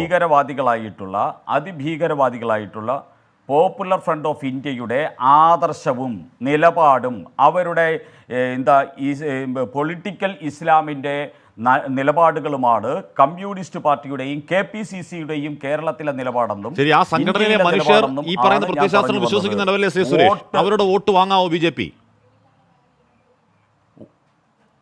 ഈ വോട്ട് എവിടെ നിന്ന് കിട്ടി എന്നുള്ളതിനെക്കുറിച്ച് ഗവേഷണം നടത്താനുള്ള ഒരു സംവിധാനവും നിങ്ങളെല്ലാം വിമർശിക്കുന്ന EVM-ന് പോലും ഇപ്പോൾ ഇല്ല. അതുകൊണ്ട് എനിക്ക് വോട്ട് ചെയ്തു അങ്ങയുടെ പാർട്ടി ചിഹ്നത്തിൽ മത്സരം ജയിച്ച ഒരാൾ അത് സമ്മതിക്കാവോ? ഇനിയിപ്പോൾ SDPI വോട്ട് കിട്ടിയെന്നിരിക്കട്ടെ, താങ്കൾ ഈ പറയുന്ന വിധ്വംസകരമായ അല്ലെങ്കിൽ നിരോധിത സംഘടനയുടെ ഒരു B ടീം എന്ന് കരുതപ്പെടുന്ന ഒരു സംഘടനയുടെ വോട്ട് കിട്ടിയിട്ടുണ്ടാകാം എന്ന് പരസ്യമായി പറയാൻ പാടുണ്ടോ എസ് സുരേഷ്? അത് ശ്രീ ഹാഷ്മി, അത് അദ്ദേഹത്തിനോട് തന്നെ ചോദിക്കാം. അദ്ദേഹം തിരുവനന്തപുരത്തുള്ള ആളാണല്ലോ. ഞാൻ പ്രവർത്തിച്ചത് തിരുവനന്തപുരത്തും ആറ്റിങ്ങൽ പാർലമെന്റിലുമാണ്. അതുമായി ബന്ധപ്പെട്ട എന്തെങ്കിലും ചോദ്യങ്ങളുണ്ടെങ്കിൽ എന്നോട് ചോദിച്ചു. ഞാനിവിടെ പാർട്ടിയുടെ പൊതു നിലപാടിനെ കുറിച്ചാണ് ഞാൻ പറയുന്നത്. പൊതു നിലപാട് എന്ന് പറയുന്നത് എന്താണ്? CPM നശിക്കാൻ കാരണം MV ഗോവിന്ദൻ വായിക്കാത്ത കുറച്ച് കാര്യങ്ങളും കൂടിയുണ്ട്. ആ കാര്യങ്ങളിൽ ഒന്നാണ്, ഒരു കാലത്ത് പാവപ്പെട്ട കോരൻ്റെയും നാണിയുടെയും പാർട്ടിയായിരുന്ന CPM, കർഷക തൊഴിലാളിയുടെയും അതോടൊപ്പം തന്നെ കർഷകൻ്റെയും പാർട്ടിയായിരുന്ന CPM, അധ്വാനിക്കുന്ന ജനവിഭാഗങ്ങളുടെ പാർട്ടിയായിരുന്ന CPM ഇന്ന് വർഗീയ കോമരങ്ങളുടെ ആദർശത്തിൻ്റെ വക്താക്കളും പ്രയോക്താക്കളുമായിട്ട് കേരളത്തിൽ മാറുന്നു എന്നതും കോൺഗ്രസിൻ്റെ അടുക്കളയിൽ അഭയം തേടേണ്ട ഗതികേടിലേക്ക് ഇന്ത്യയിലെ കമ്മ്യൂണിസ്റ്റ് പാർട്ടി അധപ്പതിച്ചു എന്നതും കമ്മ്യൂണിസ്റ്റ് പാർട്ടിയുടെ നാശത്തിലേക്ക് എത്തുകയാണ്. ഒരു വസന്തമുണ്ട് എന്ന് ഒരു കമ്മ്യൂണിസ്റ്റ് പാർട്ടിക്കാരനും ഇനി തീർന്നില്ല, ഒന്നുകൂടെ പറഞ്ഞ് അവസാനിപ്പിച്ചു. ഇനി കമ്മ്യൂണിസ്റ്റ് പാർട്ടിക്ക് ഒരു വസന്തമുണ്ട് എന്ന് ലോകത്താരും പ്രതീക്ഷിക്കുന്നില്ല. കാരണം ലോകത്ത് തന്നെ കമ്മ്യൂണിസത്തിന് പ്രസക്തിയില്ല. ഇന്ന് റഷ്യയില്ല, കമ്മ്യൂണിസ്റ്റ് ചൈനയില്ല. സമ്പൂർണ്ണമായിട്ടും കമ്മ്യൂണിസം തകർന്നിരിക്കുന്നു. അതോടൊപ്പം തന്നെ കമ്മ്യൂണിസ്റ്റ് പാർട്ടിയുടെ നേതാക്കന്മാരെല്ലാം സ്വാർത്ഥന്മാരും കള്ളന്മാരും കൊള്ളക്കാരുമായിട്ട് മാറിയിരിക്കുന്നു. കുടുംബാധിപത്യം കമ്മ്യൂണിസത്തിൽ സ്ഥാപിക്കപ്പെട്ടിരിക്കുന്നു. സഖാക്കന്മാർ അരക്ഷിതാവസ്ഥയിലേക്ക് എത്തിയിരിക്കുന്നു. ആലപ്പുഴ പോലെയുള്ള കമ്മ്യൂണിസ്റ്റ് പാർട്ടിയുടെ പോരാട്ടങ്ങളുടെ ഭൂമിയിൽ നിന്ന് സഖാക്കന്മാർ പറയുകയാണ്, ഇത് പോപ്പുലർ ഫ്രണ്ടിൻ്റെ SDPI ആൾക്കാരും ഈ പാർട്ടിയിൽ അധിനിവേശം സ്ഥാപിച്ചിരിക്കുന്നു എന്ന് പറഞ്ഞ് ബ്രാഞ്ച് കമ്മിറ്റികൾ രാജിവെച്ചു പോകുന്ന അവസ്ഥയിലേക്ക് കമ്മ്യൂണിസ്റ്റ് പാർട്ടി എത്തിയിരിക്കുന്നു. കമ്മ്യൂണിസ്റ്റ് പാർട്ടിയുടെ ചെങ്കൊടിക്ക് ചെഞ്ചോര നൽകിയ കമ്മ്യൂണിസ്റ്റ് പാർട്ടിയുടെ ചെങ്കൊടിക്ക് ചെഞ്ചോര നൽകിയ പുലയനും പറയനും പട്ടികജാതിക്കാരനും ഈഴവനും തീയനും ഉൾപ്പെടെയുള്ള അടിസ്ഥാന ജനവർഗങ്ങൾ ലാൽ സലാം സഖാവേ, മുതലാളി സഖാവേ, ലാൽ സലാം എന്ന് പറഞ്ഞ് അതിൽ നിന്ന് രക്ഷപ്പെടുന്നതിൻ്റെ ആദ്യത്തെ ഒരു പ്രതീകമാണ് ഈ നീലകണ്ഠൻ. നമ്മൾ നാഴികയ്ക്ക് 40 വട്ടം പ്രബുദ്ധ കേരളം, നവോത്ഥാന കേരളം, മതേതര കേരളം എന്നൊക്കെ പറയുമെങ്കിലും നമുക്കറിയാം ഇവിടെ സ്ഥാനാർത്ഥി നിർണയമടക്കം അതിലെ പ്രചരണ രീതികളടക്കം ഒക്കെയും ഈ പറയുന്ന ജാതിപരമായും മതപരമായുമാണ് എന്നുള്ളതും അതിനുശേഷം തെരഞ്ഞെടുപ്പ് ശേഷം വരുന്ന ചർച്ചകൾ ഏത് ജാതി വോട്ട് എങ്ങോട്ടേക്ക് പോയി എന്നുള്ളതാണ് ചർച്ചകളെന്നും ഒരിക്കൽ കൂടി വേദനാപൂർവ്വം അല്ലെങ്കിൽ ഈ പറയുന്ന നവോത്ഥാനം സത്യമാണ് എന്നൊക്കെ വിചാരിച്ച മനുഷ്യർക്ക് വേദന ഉണ്ടാക്കുന്ന യാഥാർത്ഥ്യമാണ്, സത്യവുമാണ്. പക്ഷെ ഒരു പാർട്ടി സംസ്ഥാന സെക്രട്ടറി വന്നിരുന്ന് ജാതി തിരിച്ച് SNDP വോട്ടുകൾ, ക്രൈസ്തവ വോട്ടുകൾ, മുസ്ലിം വോട്ടുകൾ എന്നൊക്കെ പറയുന്നത് നടാടെയാണ്, അസാധാരണമായി എനിക്ക് തോന്നി. CR അതിനു മുമ്പ് ഞാൻ ഹാഷ്മിയുടെ ചോദ്യത്തിലേക്ക് വരാം, ഈ തിരുത്തൽ നടപടിയിലേക്കും വരാം. BJPയുടെ സുഹൃത്ത് പറഞ്ഞ 2 കാര്യങ്ങൾക്ക് എനിക്ക് ഓരോ വാചകത്തിൽ മറുപടി പറയണം. ജയിക്കാൻ മറുപടി പറയട്ടെ. അതിലൊന്ന്, ഇപ്പോൾ SDPI എന്ന് പറയുന്നത് ഞാൻ ഇഷ്ടപ്പെടുന്നൊരു സംഘടനയല്ല, അതിനോട് പ്രത്യയശാസ്ത്രമായി വിയോജിപ്പുണ്ട്. പക്ഷേ കാശ്മീരിലൊരു PDP എന്നൊരു സംഘടനയുണ്ട്, ഒരു പാർട്ടിയുണ്ട്. ഈ തെരഞ്ഞെടുപ്പിലോട് മത്സരിച്ചിരുന്നു. അവരുമായി ചേർന്ന് ജമ്മു കാശ്മീരിൽ ഒരു മന്ത്രിസഭയുണ്ടാക്കി BJP. അത് സുരേഷ് അറിഞ്ഞില്ല എന്നെനിക്കറിയില്ല, കുറച്ച് കാലമെങ്കിലും ഒരു മന്ത്രിസഭയുണ്ടാക്കി. അപ്പോൾ SDPI ആണോ കാശ്മീരിലെ PDP ആണോ കൂടുതൽ പ്രശ്നം എന്നുള്ളത് അവർ ആലോചിക്കട്ടെ. രണ്ടാമത്തെ കാര്യം, പിന്നോക്കക്കാരനും ദളിതനും കമ്മ്യൂണിസ്റ്റ് പാർട്ടിയുടെ കുഴപ്പങ്ങളൊക്കെ ഉണ്ടെന്നേ ഞാനത് പറയുന്ന ആളാണ്. പക്ഷേ ലാൽ സലാം പറഞ്ഞ് BJPയിലേക്ക് പോകുന്നത് വറചട്ടിയിൽ നിന്ന് എരുതിയിലേക്ക് പോകുന്നതിനേക്കാൾ കഷ്ടമാണെന്നുള്ളത് അവർ കുറച്ച് കഴിഞ്ഞാൽ മനസ്സിലാക്കിക്കോളും. കാരണം അവിടെ 64 അടി ദൂരം നിർത്തി, രാമക്ഷേത്രത്തിൻ്റെ 64 അടി ദൂരം നിർത്തി മാത്രം രാമനെ കാണാൻ അനുവദിച്ചിരുന്ന ആളുകൾ പെട്ടെന്ന് രാമക്ഷേത്രത്തിന് കല്ലെടുക്കാൻ പറഞ്ഞു. ഇപ്പോൾ രാമക്ഷേത്രമുള്ള സ്ഥലത്ത് തന്നെ സംഗതി പൊട്ടിപ്പോയി. രാമക്ഷേത്രത്തിലെ ഹിന്ദുക്കളാണ് പറഞ്ഞ് ഞങ്ങൾക്ക് ഇത് വേണ്ടായിരുന്നു, പുലിവാലായിപ്പോയിന്ന്. ഞാൻ ഈ ഹാഷ്മിയുടെ ചോദ്യത്തിലേക്ക് വന്നാൽ, കമ്മ്യൂണിസ്റ്റ് പാർട്ടികൾ പ്രത്യേകിച്ചും CPM കേരളത്തിൽ ഭരിക്കുന്ന കാലത്തൊക്കെ അതിൻ്റെ ഒരു രീതി ഉണ്ടായിരുന്നു. അത് പ്രധാനമായും പാർട്ടി നിയന്ത്രണമായിരുന്നു. ഇന്ന് ചില ചാനലുകളിലും ചില വാർത്തകളിലും ഞാനത് കണ്ടു, മുഴുവൻ വാർത്തയും ഞാൻ കണ്ടില്ല. പാർട്ടിയുടെ നിയന്ത്രണം പൂർണ്ണമായി നഷ്ടപ്പെട്ട ഒരു സർക്കാരാണ് പിണറായി വിജയൻ്റെ സർക്കാർ എന്ന കാര്യത്തിൽ ഒരു തർക്കവുമില്ല. പാർട്ടി കേവലം വ്യക്തിപരമായ നിയന്ത്രണമല്ല. അച്യുതാനന്ദൻ മുഖ്യമന്ത്രിയായിരുന്ന കാലത്ത് പിണറായി വിജയനോ അല്ലെങ്കിൽ സഖാവ് നായനാർ മുഖ്യമന്ത്രിയായിരുന്ന കാലത്ത് അച്യുതാനന്ദനോ അങ്ങനെയൊക്കെ നമ്മൾ കേട്ടിട്ടുണ്ട്. ചില അച്യുതണ്ടുകൾ, ചില പ്രശ്നങ്ങൾ, തർക്കങ്ങളൊക്കെ ഉണ്ട്. പക്ഷേ ഇവിടെ ഉണ്ടായതെന്താ? ഇവിടെ ഉണ്ടായത് 100% ഒരു വ്യക്തിയിൽ കേന്ദ്രീകരിച്ച ഭരണമാണ്. പാർട്ടി സെക്രട്ടറിക്കോ പാർട്ടി ഘടനയ്ക്കോ ഒരു റോളുമില്ല. ജയ്ക്ക് സമ്മതിക്കില്ലായിരിക്കും, പക്ഷേ സത്യസന്ധമായി ജനങ്ങൾക്കറിയാമത്. അതിൻ്റെ പ്രശ്നം കേവലം പിണറായി വിജയൻ്റെ ധാർഷ്ട്യമല്ല. പിണറായി വിജയൻ്റെ ധാർഷ്ട്യവും അല്ലെങ്കിൽ അദ്ദേഹത്തിൻ്റെ പെരുമാറ്റ രീതിയിലെ പ്രശ്നങ്ങളൊക്കെ വരുന്നത് പാർട്ടി എന്ന് പറയുന്ന സംവിധാനം. അങ്ങനെയാണ് കമ്മ്യൂണിസ്റ്റ് പാർട്ടിയുടെ രീതി. എല്ലാ സ്ഥലത്തും കമ്മ്യൂണിസ്റ്റ് പാർട്ടിയുടെ സെക്രട്ടറിയാണ് കമ്മ്യൂണിസ്റ്റ് പാർട്ടിയുടെ നിയന്ത്രണം. പ്രസിഡന്റോ പ്രധാനമന്ത്രിയോ ഒന്നും ആയിരുന്നില്ല. അതെന്തുകൊണ്ടാണ് അങ്ങനെ വരേണ്ടത്? അവിടെയാണ് നേരത്തെ പറഞ്ഞ മുൻഗണന നിശ്ചയിക്കപ്പെടുന്നത്. പാർട്ടി മുൻഗണന നിശ്ചയിച്ച് ഈ കാര്യങ്ങൾ മുമ്പോട്ട് പോകണം. അപ്പം നവകേരള സദസ്സ് വേണോ, അതോ പെൻഷൻ കൊടുക്കണോ, അല്ല മറ്റേ കേരളീയം നടത്തണോ, അല്ലെങ്കിൽ കേരളയിലാണോ വേണ്ടത്, കേരളത്തിൽ വേറെ ഏതെങ്കിലും പദ്ധതിയാണോ വേണ്ടത്, വിഴിഞ്ഞം അദാനിക്ക് വേണ്ടി എന്തും ചെയ്തു കൊടുക്കണോ, എവിടെയും പാറമട ഉണ്ടാക്കാൻ അദാനിക്ക് സഹായിക്കണോ, ഇങ്ങനെ അതുപോലെ പൈസ ചെലവാക്കുന്ന കാര്യത്തിൽ ഞാൻ ഓരോന്നായിട്ട് പറയുന്നില്ല. പോലീസ് നയം ഇങ്ങനെയാണോ വേണ്ടത്, ജനങ്ങളോട് പോലീസ് പെരുമാറുന്ന രീതി തെറ്റാണോ? ഒരിക്കൽ പോലും പാർട്ടിക്ക് തൻ്റെ ഇടത്തോടുകൂടി ഈ നയങ്ങൾ തെറ്റാണ് എന്ന് പറയാൻ കഴിഞ്ഞില്ല. ഇന്നിപ്പോൾ സൗ ഗോവിന്ദൻ പറഞ്ഞല്ലോ, നല്ല കാര്യം, ഞാൻ പാർട്ടി തിരുത്തണമെന്ന് ആഗ്രഹിക്കുന്ന ഒരാളാണ്, ഞാൻ പറയണ പോലെ വേണമെന്നില്ല, അവരെ നന്നായി തിരുത്തിയാൽ മതി. ഇപ്പോൾ വേറെ ആളുകൾ പറയും ഇയാൾ പാർട്ടിയുടെ ശത്രുവാണെന്ന് തീരുമാനിച്ചാൽ പിന്നെ ഞാൻ പറയുന്നതിനൊന്നും അർത്ഥമില്ല. അങ്ങനെയാണ് ഇവരെല്ലാവരെയും കാണുന്നത്. പാർട്ടി ഇന്ന കാര്യത്തിൽ തെറ്റ് ചെയ്തു എന്ന് പറഞ്ഞാൽ ഉടനെ പറയും.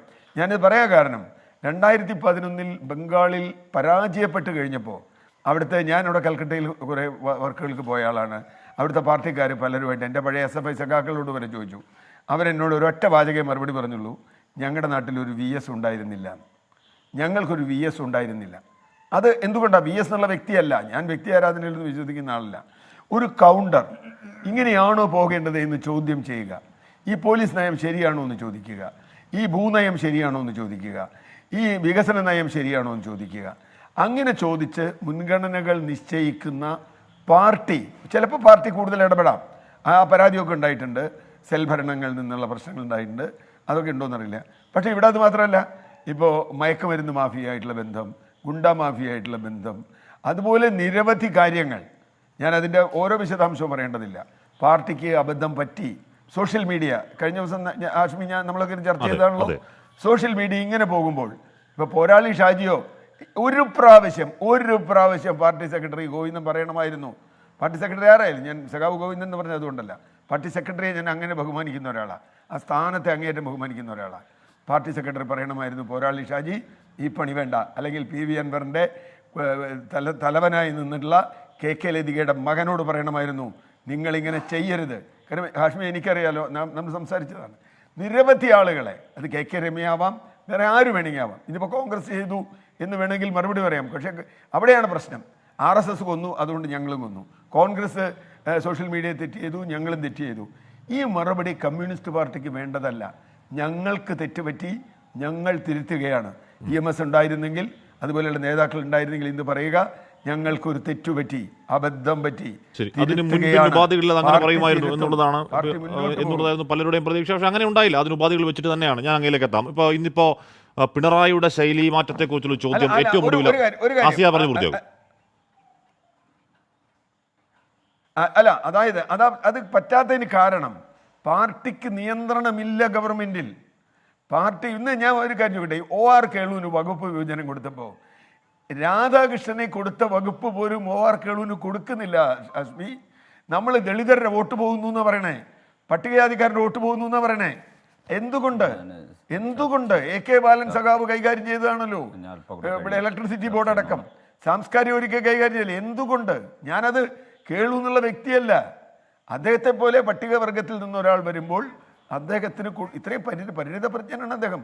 പുതിയ ആളൊന്നുമല്ല, റിയാസിൻ്റെ പോലെയോ വീണ ജോർജിൻ്റെ പോലെയോ വന്ന ആളല്ല. എത്ര കൊല്ലമായി പഞ്ചായത്ത് രാഷ്ട്രീയത്തിൽ, ജില്ലാ പഞ്ചായത്തിൽ നിൽക്കുന്നു. അവിടെ അതുപോലെ കുർലോസ് സിനിമേനോട് ഞാൻ പറയുന്നില്ല, അവിടെയാണ് തിരുത്ത് നമ്മൾ കാണേണ്ടത്. പട്ടികജാതിക്കാരൻ പോകുമ്പോൾ പോകരുത് ചേട്ടാ അവിടെ നിൽക്ക്, ഇതാ ഞങ്ങൾക്ക് മാതൃകയുണ്ട് എന്ന് പറയുന്നതിന് പകരം നേരെ മറിച്ചാണ് മാതൃക കാണിക്കുന്നത്. ഇത് തെറ്റാണെങ്കിൽ എനിക്ക് മനസ്സിലായ കാര്യമാണ് ഞാൻ പറഞ്ഞത്. ശരി. എന്തായാലും ഈ പിണറായി വിജയന്റെ ശൈലി മാറ്റത്തെ കുറിച്ചുള്ള ചോദ്യത്തോടെ MP ഗോവിന്ദന്റെ അവസാന ഒരു പ്രതികരണം കൂടി കണ്ടിട്ട് ഞാൻ ജയിക്കിലേക്കാണ് വിശദ മറുപടിക്കായി.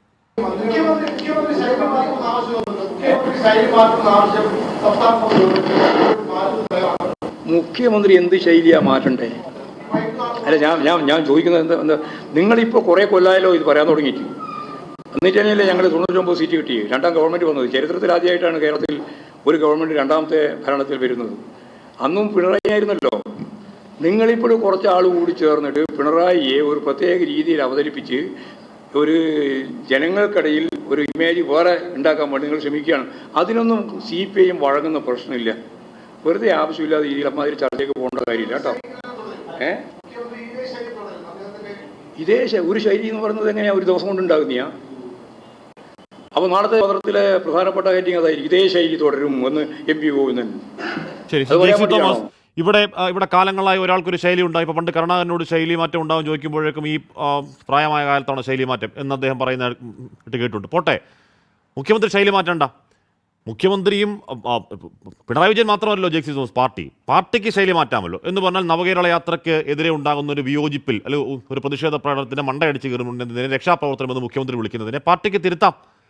പാർട്ടിയുടെ ശൈലി മുഖ്യമന്ത്രിയുടെ ശൈലി അവിടെ ആവേണ്ടതില്ല. പാർട്ടി അല്ലെങ്കിൽ അക്കാലം അത്രയും ഇടതുപക്ഷത്തിനൊപ്പം നിന്ന, ഇടതുപക്ഷം അക്കാദമിക്കലായി തന്നെ ആ പ്രത്യയശാസ്ത്രങ്ങൾക്ക് വീണ് കിടക്കുന്നവൻ്റെ വിമോചന പോരാട്ടങ്ങളുമായി ബന്ധമുണ്ടെന്ന് കരുതുന്ന ഒരു കുർലോസ് പിതാവ് പറയുമ്പോൾ വിവരദോഷി എന്ന് മുഖ്യമന്ത്രി പറയുമ്പോൾ പാർട്ടിക്ക് തിരുത്താം. അവിടെ മുഖ്യമന്ത്രിയുടെ ശൈലി ആവേണ്ടതില്ല പാർട്ടിക്ക്. ഇവിടെ പാർട്ടിയുടെ ശൈലി മാറ്റുമോ എന്നതിലെ ചോദ്യം. ജെക്സി തോമസ്, താങ്കൾ മറുപടി പറഞ്ഞോളൂ. സുരേഷും CR-നും.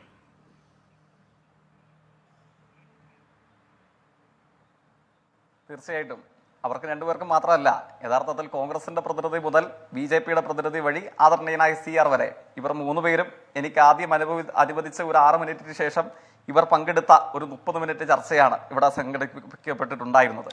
എല്ലാവർക്കും എല്ലാ കാര്യങ്ങൾക്കും മറുപടി പറയാൻ സ്വാഭാവികമായി എന്നെ അനുവദിക്കാൻ സാധ്യതയില്ല എന്നുള്ളതുകൊണ്ട് അത്തരം ഒരു അത്യാഗ്രഹം എനിക്കില്ല. പക്ഷേ എന്നാലും മർമ്മപ്രധാനമായ ചില കാര്യങ്ങൾക്ക് മറുപടി പറഞ്ഞു പോകാതിരിക്കാൻ പറ്റില്ല. ഈ തെരഞ്ഞെടുപ്പാനന്തരം കേരളത്തെ അത്ഭുതപ്പെടുത്തിയ, കൗതുകമുണർത്തുന്ന ഒരു രാഷ്ട്രീയ കാഴ്ചയാണ്. ആദരണീയരായ കേരളത്തിലെ കോൺഗ്രസ് നേതാക്കൾ പലരും, ഇപ്പോൾ ആ പല്ലവി നമ്മളുടെ ചർച്ചയിൽ പങ്കെടുക്കുന്ന കോൺഗ്രസ് നേതാവ് ഒന്ന് ഏറ്റുപിടിച്ചു എന്ന് മാത്രമേ ഉള്ളൂ. ഇവർ പലരും ഇപ്പോൾ ഞങ്ങളാണ് യഥാർത്ഥ ഇടതുപക്ഷം, ഇന്ത്യയിലെ ഇടതുപക്ഷം കോൺഗ്രസ് ആണ് എന്ന് സ്ഥാപിക്കാൻ വേണ്ടിയിട്ടുള്ള ശ്രമമാണ്. എനിക്ക് തോന്നുന്നു ഇദ്ദേഹത്തിൻ്റെ കൂടെ സന്തത സഹചാരി നേതാവുമായിട്ടുള്ള കേരളത്തിൻ്റെ പ്രതിപക്ഷ നേതാവ് അല്പം കൂടെ കടത്തി നിയമസഭയിൽ പറഞ്ഞു അത്രേ, ഇടത്തോട്ട് ഇൻഡിക്കേറ്റർ ഇട്ട് വലത്തോട്ട് തിരിയുകയാണ് കേരളത്തിലെ CPIM-ഉം ഇടതുപക്ഷവും എന്നുള്ളത്. ഞങ്ങൾക്ക് സന്തോഷമുണ്ട് ഇടതുപക്ഷ രാഷ്ട്രീയത്തെ ഇത്രയും സ്നേഹിക്കാൻ CR മുതൽ കോൺഗ്രസ്സുകാർ വരെയുള്ള ഒരു വലിയ മഴവിൽ സഖ്യം ഞങ്ങൾക്ക് സന്തോഷവും അഗൈതവുമായ നന്ദിയുമുണ്ട്. അല്ല, ഇൻഡിക്കേറ്റർ കാര്യം പറഞ്ഞത് വീഡിയോ അല്ല, കൂർലോസ് പിതാവാണ്. അപ്പൊ ഇമാതിരി പലരും ഞാൻ പറഞ്ഞല്ലോ, ഏതാണ്ട് ഇതിന് സമാനമായ അതിനോട് ചേർന്ന് നിൽക്കുന്ന പല പ്രതികരണങ്ങളും കേരളത്തിന്റെ പ്രതിപക്ഷ നേതാവ് മുതൽ അങ്ങ് സൂചിപ്പിച്ച പല പേരുകാരും, CR മുതൽ ഈ ചർച്ചയിൽ പങ്കെടുക്കുന്ന കോൺഗ്രസ് പ്രതിനിധി വരെയുള്ള പല പേരുകാരും പറഞ്ഞിട്ടുണ്ട്. ഞങ്ങൾക്ക് എന്തായാലും ഇടതുപക്ഷ രാഷ്ട്രീയത്തെ സംരക്ഷിക്കാൻ മുമ്പോട്ടേക്ക് വന്ന ഈ പുതിയ സഖ്യത്തോട് തികഞ്ഞ നന്ദിയും തികഞ്ഞ സ്നേഹവുമുണ്ട്. പക്ഷേ ഒരു ചെറിയ കുഴപ്പമുണ്ട് സാറേ. കേരളത്തിൽ എന്താണ് കഴിഞ്ഞ ഒരു 15 വർഷക്കാലത്തെ നിങ്ങളുടെ ഭരണവും ഇടതുപക്ഷ ഭരണവും എടുത്ത് പരിശോധിച്ച് നോക്കിയാൽ ആരാണ് ഇൻഡിക്കേറ്റർ ഇടത്തോട്ടിട്ടിട്ട് വലത്തോട്ട് തിരിച്ചത്? എന്താ കേരളത്തിലെ LDF സർക്കാരിന്റെ നേതൃത്വത്തിൽ നടപ്പിലാക്കപ്പെട്ട വലതുപക്ഷ വ്യതിയാന സ്വഭാവമുള്ള പരിപാടികൾ എന്താണ്? നിങ്ങൾ അടച്ചുപൂട്ടാൻ വെച്ച മലാപ്പറമ്പ് UP സ്കൂൾ തുറന്നുകൊടുത്ത് കേരളത്തിലെ 140 മണ്ഡലങ്ങളിലും UDF LDF ഭേദമില്ലാതെ ഹയർ സെക്കൻഡറി ഹൈസ്കൂൾ വിദ്യാഭ്യാസത്തെ അന്താരാഷ്ട്ര നിലവാരത്തിലേക്ക് എത്തിച്ച് നിങ്ങൾ താഴിട്ട് പൂട്ടി സ്വകാര്യ മുതലാളിമാർക്ക് ബുൾഡോസർ ഉപയോഗിച്ച് തകർത്ത് കളയാൻ കൊടുത്ത സ്കൂളുകളെ ലക്ഷക്കണക്കിന് കുട്ടികൾ തിരികെ എത്തുന്ന പൊതുവിദ്യാഭ്യാസ രംഗമാക്കി മാറ്റിയതാണോ ഞങ്ങളുടെ വലതുപക്ഷ വ്യതിയാനം? നിങ്ങൾ തകർക്കാൻ വെച്ചിരുന്ന കേരളത്തിന്റെ PHSC, FHSC, CHSC, താലൂക്ക് ആശുപത്രി, ജനറൽ ആശുപത്രി, മെഡിക്കൽ കോളേജ് ഇവയൊക്കെ പേപ്പർലെസ് മെഡിക്കൽ കോളേജ് ആക്കി ഇന്ത്യക്ക് മുമ്പിൽ അത്ഭുതത്തോടുകൂടെ നീതി ആയോഗിന്റെ കണക്കിൽ ഇപ്പോഴും ലോക റാങ്കിങ്ങിനോട് ചേർന്ന് നിൽക്കുന്ന ആരോഗ്യ പ്രവർത്തനങ്ങളുടെ കേന്ദ്രങ്ങളുടെ അനുഭവമുള്ള നാടായി കേരളത്തെ മാറ്റിയെടുത്തതാണോ CPIM-ന്റെ നേതൃത്വത്തിലുള്ള ഇടതുമുന്നണി സർക്കാർ നടത്തിയ വലത് വ്യതിയാനം? അതോ നിങ്ങൾ നിർത്തിവെച്ച് ഉദ്യോഗസ്ഥരെ പറഞ്ഞുവിട്ട ദേശീയപാത അവരെ തിരിച്ച് വിളിച്ചു വരുത്തി 2026-ൽ 6 വഴി പാത കാസർഗോഡ് നിന്ന് തിരുവനന്തപുരത്തേക്ക് പൂർത്തിയാക്കുന്നതാണോ നിങ്ങൾ പറഞ്ഞ വലതുപക്ഷ വ്യതിയാനം?